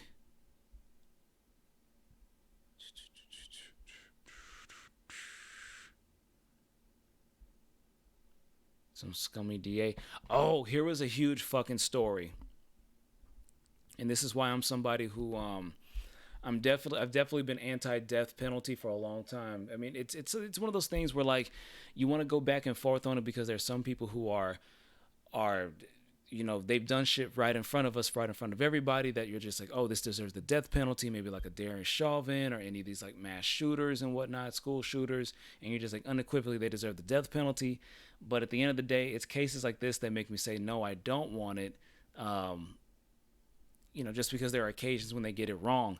Ledell Lee, this man was executed in Arkansas by lethal injection in 2017. 4 years later, new DNA testing revealed that genetic material on the murder weapon, which was never previously tested. In 2017, they had DNA on a murder weapon that was not tested. They had the materials, they had the technology, they just didn't want to fucking use it. They didn't care because this man's life was disposable. And to his dying day, it doesn't say, it probably says in the full article, but he even said that like on his dying day, his last words was that I'm always going to say that I'm an innocent man. And he knew, and that was just something he had to accept. This is a thing that fucking burned me up when I saw it, But this is just one of those things where, like, even getting one of them wrong from malfeasance, whether it was, saying motivated by, whatever the fuck. Even if you want to say that this dude was, that he's done other scummy shit. You know what I'm saying? As like, everybody's, saying previous misdeeds and shit is not a reason for them to just be executed, saying later on. And, this is why, I bump heads with some people who consider themselves left wing and progressive and shit because they'll use this as an example of like, get rid of the justice system, get rid of the police, abolish the police, fuck all that shit. Whereas I'm just like, no, defund them, divert some of those funds to other shit, including, in addition to having the police test this shit, have an independent body who does that. Like they have independent, how you can have an independent medical examiner because that the police ones, the ones that are hired, have connections with the police, are going to be biased towards them. You know what I'm saying? And that, having independent review of some shit like this would have been in handy when the whatever party, failed or purposefully, tried to bring about this result, allow this to happen. But in 2017, and this man knew, and he had to go face the needle in shit knowing that information.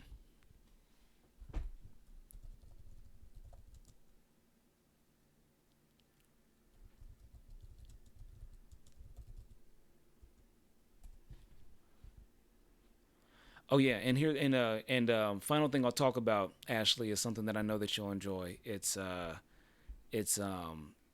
earlier I was talking about hold on.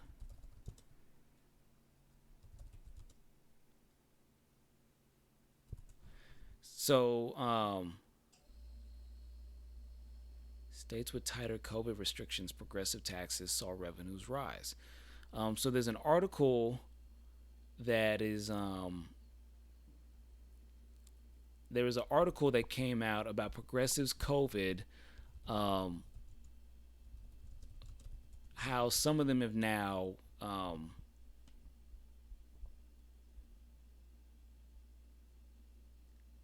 And this is actually a good thing. Now, Russian Times is they do like they be posting some bullshit, and their angle is pretty right wing on a lot of things. I think it's a good thing that people understand, more public officials, like this is like the health official from in I think L.A. or I don't know, California. But she's become famous, but they're posing it as a negative thing, saying that like, oh, these civil servants are now turning into pseudo celebrities and shit. It's like we need more people to be taking shit seriously. Part of the reason we're in this situation is because of a lack of seriousness in that regard.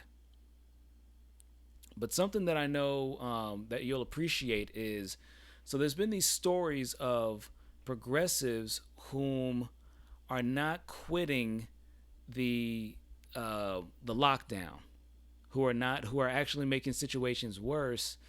Let me see if I can find the one that I was looking for.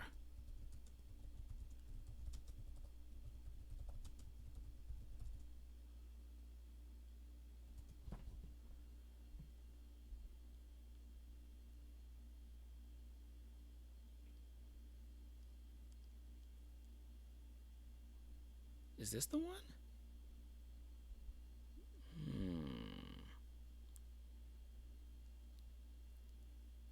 All right, let's look at this one from the, I guess, MSN quoting The Atlantic.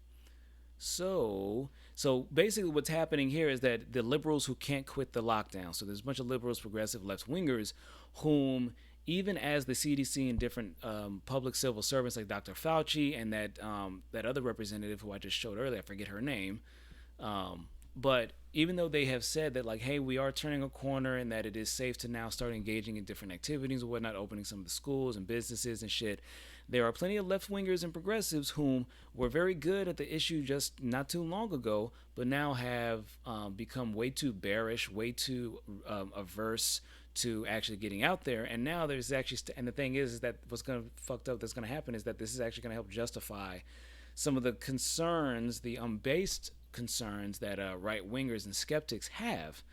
So let's look at this real quick. Let me go ahead and zoom. Lurking among the jubilant Americans venturing back out to bars and planning their summer wedding travel is a different group, liberals who aren't quite ready to let go of pandemic restrictions.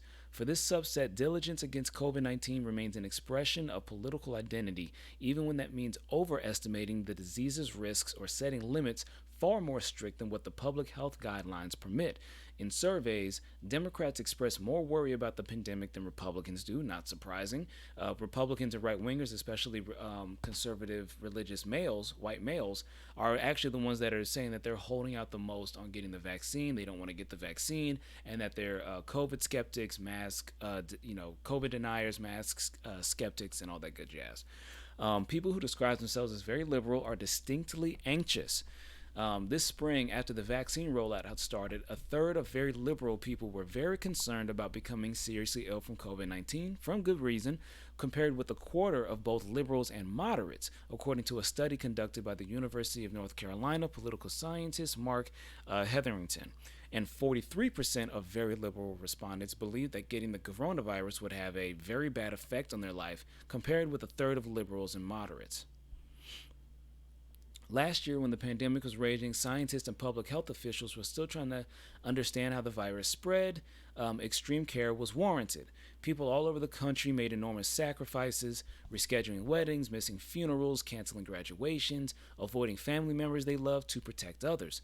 Some conservatives refused to wear masks or stay home because of skepticism about the severity of the disease or refusal to give up their freedoms. But this is a different story about progressives who stress the scientific evidence and then veered from it. Okay, so this actually is the one that I was looking for. I thought it was a New York Times one. For many progressives, extreme vigilance was in part about opposing Donald Trump. And, very true. Some people, all it took for them to latch on this was to, be anti-Trump. Doesn't mean that science wasn't playing an actual role, but that's, sometimes to put people really over the edge and make them, really activate them to playing the game is that, like, well, no, if Trump is out here, or if this figure is going to end up promoting this idea, then I have to take up space because I know how much space they occupy. There was one thing I wanted to mention.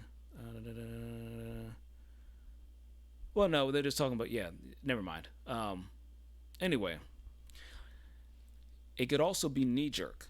If he said, keep schools open, then, well, we're going to do everything in our power to keep schools closed. Monica Gandhi, a professor of medicine at UC San Francisco, told me. Gandhi describes herself as left of left. So this is a self-acclaimed lefty woman, but has alienated some of her ideological peers because she advocated for policies such as reopening schools and having a clear or establishing a clear timeline for the end of mask mandates. We went the other way in an extreme way against Trump's politicization, Gandhi said. Geography and personality may have also contributed to progressives' caution. Some of the most liberal parts of the country are places where the pandemic hit especially hard, and Hetherington found that very liberal participants in his survey tended to be the most neurotic. Oh, that was actually the thing I did want to bring up, was that they mentioned anxiousness, right? And neuroticism is that those are traits that are considered to be, usually these are traits that are considered to be more present in conservatives. That they're much more, anxious about being replaced in society. They're much more neurotic about the concerns I guess that, I don't know. I think maybe that's different than just having a sense of fear. I think anxiousness and neuroticism is more about thinking about things that are, outside your control, or sometimes even things within your control. Think about missed opportunities, whereas the right-wing fear is just based out of bigotry, fears about replacement and shit like that. They're not exactly the same. But the point I'm trying to get to is, I like the way that they're bringing those two things up, the neuroticism, the anxiousness, because around these issues, when people who care about this stuff and know that there are things we can do to prevent it, saying just bringing out that side of us when we know we have to engage with so many people who don't give a fuck and all the different rationalities that they come up to justify it. And again, I'm somebody who is considered, pretty left wing. The spring of 2021 is different from the spring of 2020, though. Scientists know a lot more about how COVID-19 spreads and how it doesn't. Public health advice is shifting, but some progressives have not updated their behavior based on the new information, because there is definitely plenty of space for people to fall into line with progressivism and left-wingism or liberalism as a knee-jerk reaction, or from their their own kind of brainwashing. Yeah, they may come away with more better things like an appreciation for democracy, or for multiculturalism, or for dissenting opinions and multi-party factions and stuff like that, and those are good things. They can still be turned on their head and to put to negative, very negative ends, even if it may not be as equally destructive as those whom don't embrace any of those ideals at all. And in their eagerness to protect themselves and others, they may be underestimating other costs. There's always a trade-off. These are some of the people who are like, they never want the fucking pandemic to end.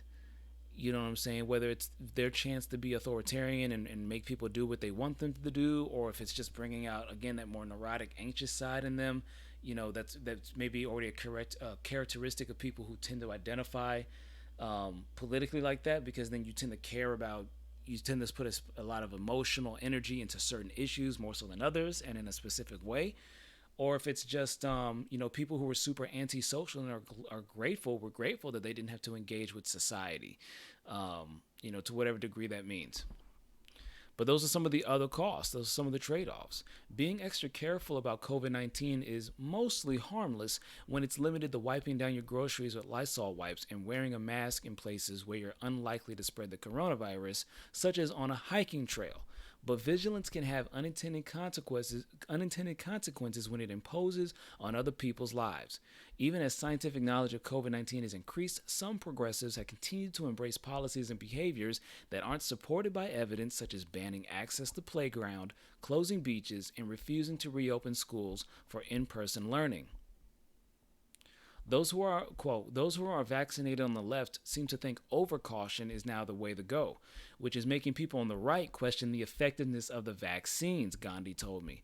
Public figures and policymakers who try to dictate others' behavior without any scientific justification for doing so erode trust in public health and make people less willing to take useful precautions.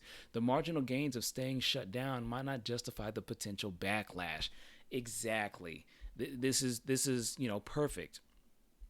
Like I was saying before, is that even though I'm somebody who is more so on the cautious side, I have, I've been back at work. I've definitely hung out with people on different occasions before I had any dosage of the vaccine, and what I'm saying, and engaged in other activities. I've had my moments of weakness or breaking away from that. For the most part, I try to stick with it, but it's because I ultimately knew that, like, I'm going to get back into these behaviors. I'm going to get back outside and doing these things, and I just want to take the necessary precautions. But that I understand that we shut everything down so that we can open things back up, right, and not have the same issues we're dealing with. But these people, whatever their hangups are, they refuse to let it go. You know what I'm saying? And then I'll read a couple more parts of this. I don't know exactly how long this thing is, but not that long, but I'm not going to read the whole thing. Even as the very effective COVID-19 vaccines have become widely accessible, shout out Moderna gang, baby, 10 days, and I'm good to go for 6 months. And then all I need is some booster packs from then. Many progressives continue to listen to voices preaching caution over relaxation.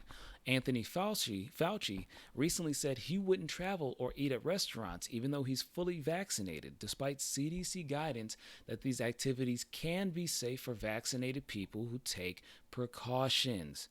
California Governor Gavin Newsom refused in April to take to guarantee that the state schools will fully reopen in the fall, even though studies have demonstrated for months that modified in-person instruction is safe.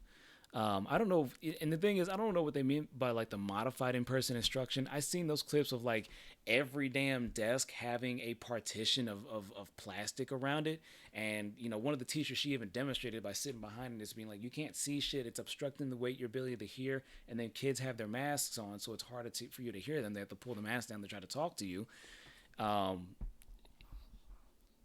You know what I'm saying? So, see, that's the problem, is that it's too easy to like ask all these questions and all these qualifiers and be like, okay, but what does this really mean? And you know what I'm saying, should we err on the side of caution because there's a lot of inadequate, a lot of inconsistent information, a lot of shit that we're still finding out. Oh my God! At a certain point, I think it really just kind of comes down to preference. At a certain point, that whether you take the science and shit behind it seriously or not, if you're somebody that has a preference for going outside, being sociable, and having those random encounters and whatnot, you're still going to engage in those things, just to different degrees. And that both, and that coming from that same place, both can find shortcomings with some of these explanations. But especially left-wing people who really take into consideration critical thinking and shit like that, and scientific authority. Leaders in Brookline, Massachusetts decided this week to keep a local outdoor mask mandate in place, even though the CDC recently relaxed its guidance for outdoor mask use. I don't know, like I said, I'm probably going to be wearing a mask for a little while. And scolding is still a popular pastime. Yeah, the cancel culture shit. Which a lot of people like to say that cancel culture is only something that exists online or for, rich, prominent figures. That's not the case. People are getting their lives turned upside down at many different levels and being called out for not just, bigoted behavior, but just having certain outbursts, because we've come to, use that as a weapon and say that, hey, this person representing your company in a really bad way, or they're associated with you in this way. You have to make a statement or dissociate yourself. At least in San Francisco, a lot of people are glaring at each other if they don't wear masks outside, Gandhi said, even though the risk of outdoor transmission is very low.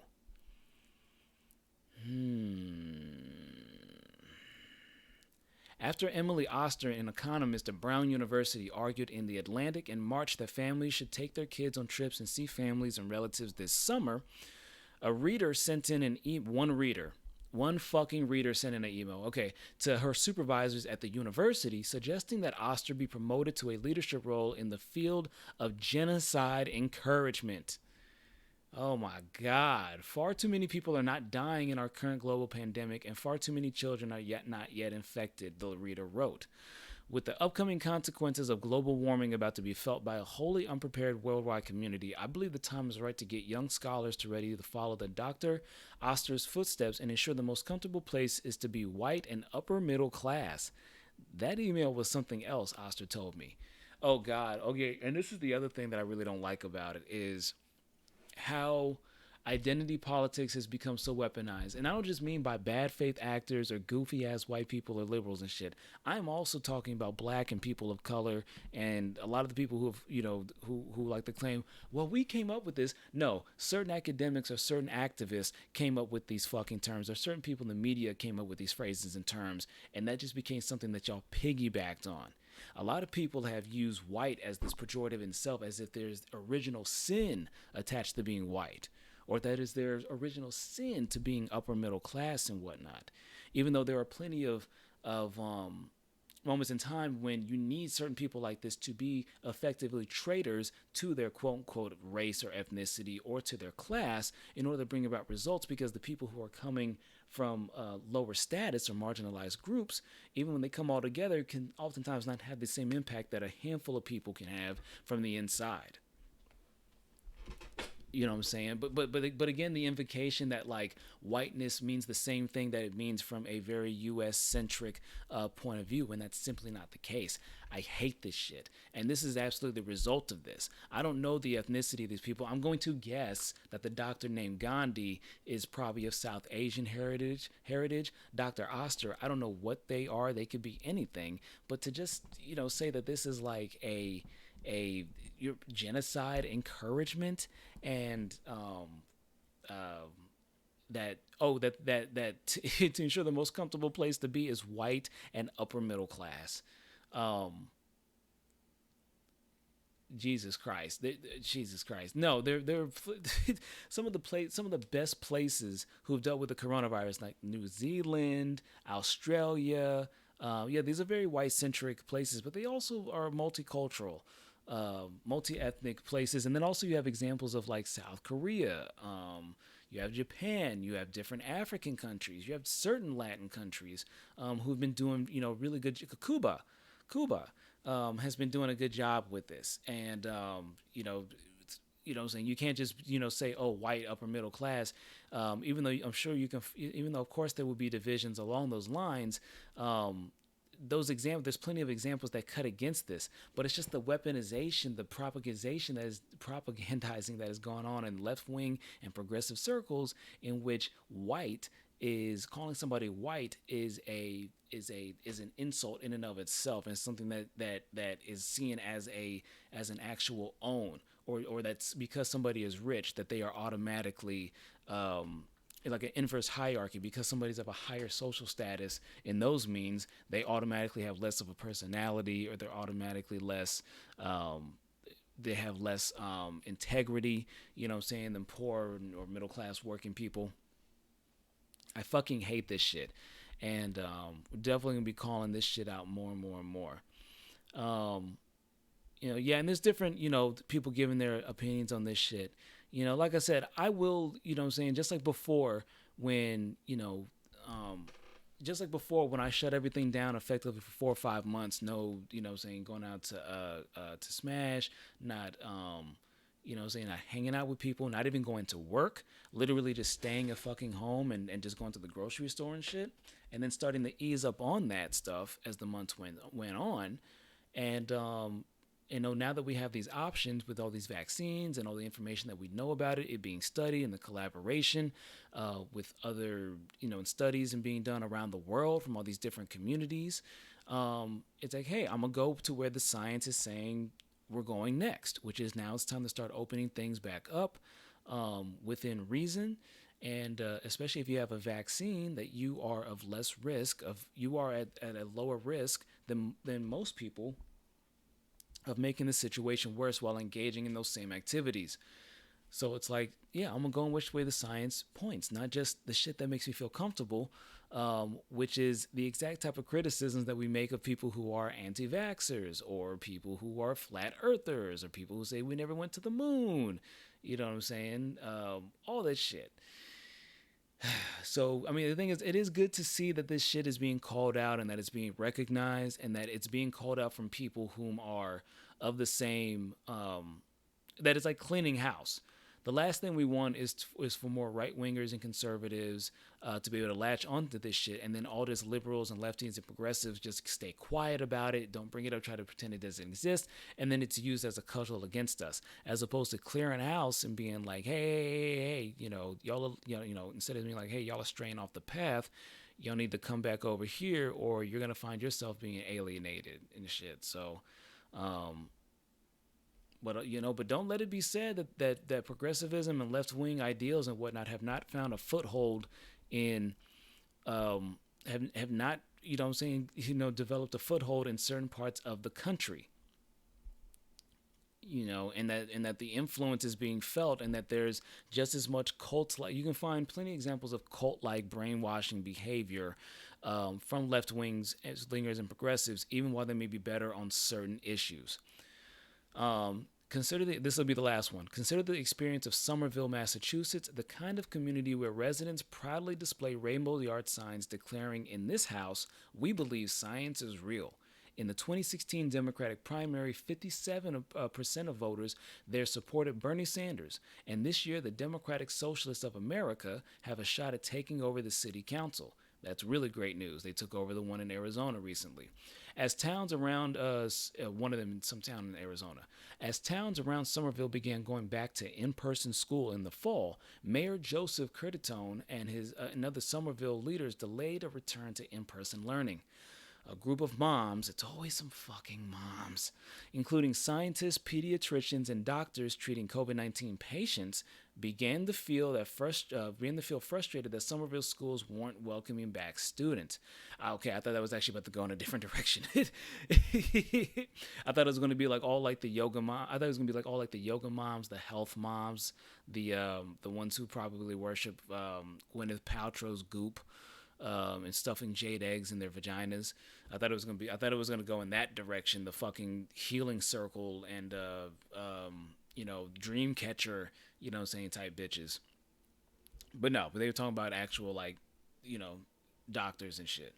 They consider themselves progressives and believe that they understood teachers' worries about getting sick, but they saw the city's proposed safety measures as nonsensical and unscientific, a sort of hygiene theater that prioritized the appearance of protection over getting kids back to their classrooms, which is very similar to the shit that we saw with 9/11.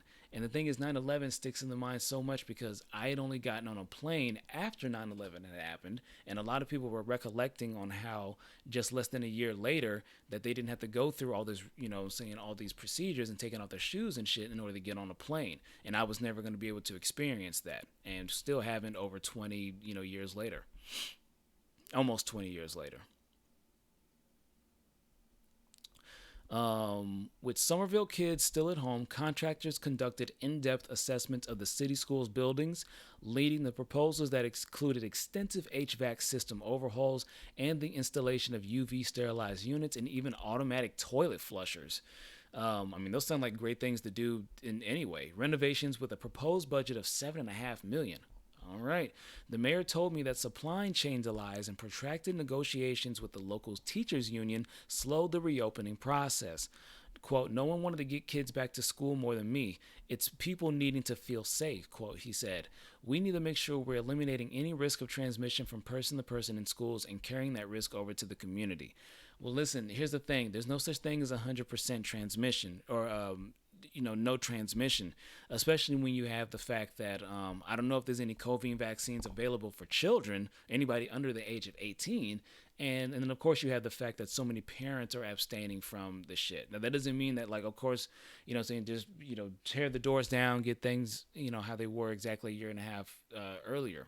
But again, as the evidence changes, just like as things have evolved during this crisis, now that we're a year and a half in it with all this information, where is it point? If it's pointing in the new direction, you got to go in the new direction. This isn't a matter of scientists trying to, manipulate shit or trying to get one over on us or, so whatnot. You have this, you have a situation where people who have this very intimate and very specific understanding of this information still have their own personal preferences, which is why there is kind of a good point to be made about glorifying and making celebrities out of public health officials, because they should be about sharing the information. There should be no reason that Dr. Fauci is not repeating the same shit that the CDC is saying. Same thing for Gavin Newsom. You know, that's a problem, because that creates distrust even amongst, you know, saying people who shouldn't, you know, have any sense of distrust with one another on this issue. I spent 4 years. Oh, yeah. Here's the best part. Months slipped by and evidence mounted that schools could reopen safely. In Somerville, a local leader appeared to describe parents who'd wanted a faster return to in-person instruction as fucking white parents in a virtual public meeting. A community member accused the group of mothers for advocating for schools to reopen of being motivated by white supremacy. Quote, I spent 4 years fighting Trump because he was so anti-science, quote Danielle Latagne, a Somerville mom and engineering professor who works to promote equitable access to clean water and sanitation during disease outbreaks, told me.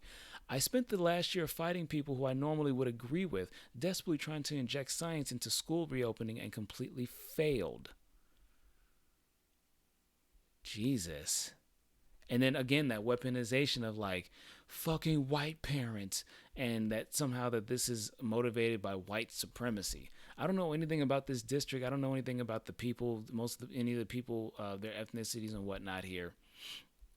And I actually think that it's good that it's not even being brought up to this point, because those things should not be used as weapons. And, you know, man, I don't want to keep repeating myself, but yeah, this really shows that there are some issues amongst the left, amongst progressives and whatnot, and that, you know, in places where they do have influence, it is, you know, there's some people who have been so radicalized and pushed over the edge that they feel that now that just out of pure spite and pettiness, they have to stand against anybody who is not agreeing with their exact position, which is just to, at this point, not even follow the science, but to act as, you know, act as gatekeepers effectively in, you know, saying what type of behaviors you can do in this time of crisis. And that's not good. And then the weaponization of identity politics and used in this very superficial way, you know, it's just as bad as when you hear somebody, you know, saying somebody who's a piece of shit and they are defending themselves, or somebody else is being defended, you know, saying behind their identity. You know, and there's so many cases of that, you know, somebody using their identity as a weapon against others, you know, saying you're white, this is white supremacy and shit like that. And then saying that, well, you can't criticize me. You can't say that about me because I'm this identity. So you can't even say certain things. You can't even criticize me. You know, it's complete bullshit. But that's it. I'm going to go ahead and actually stop recording right now. But that's basically it. Went through a few things. This was Samboy. It's All Related Podcast. I'll be uploading clips of the stream to YouTube. And eventually I'm going to have to figure out how to do clips within here and whatnot. But went over a few different things that I wanted to get into. Been on my mind lately, and I'm glad I could get them out. Looks like it's only you here, Ashley. So I'm going to stop the recording. So y'all have a good night, and I'll hopefully be able to start getting a schedule down of my Twitch streams.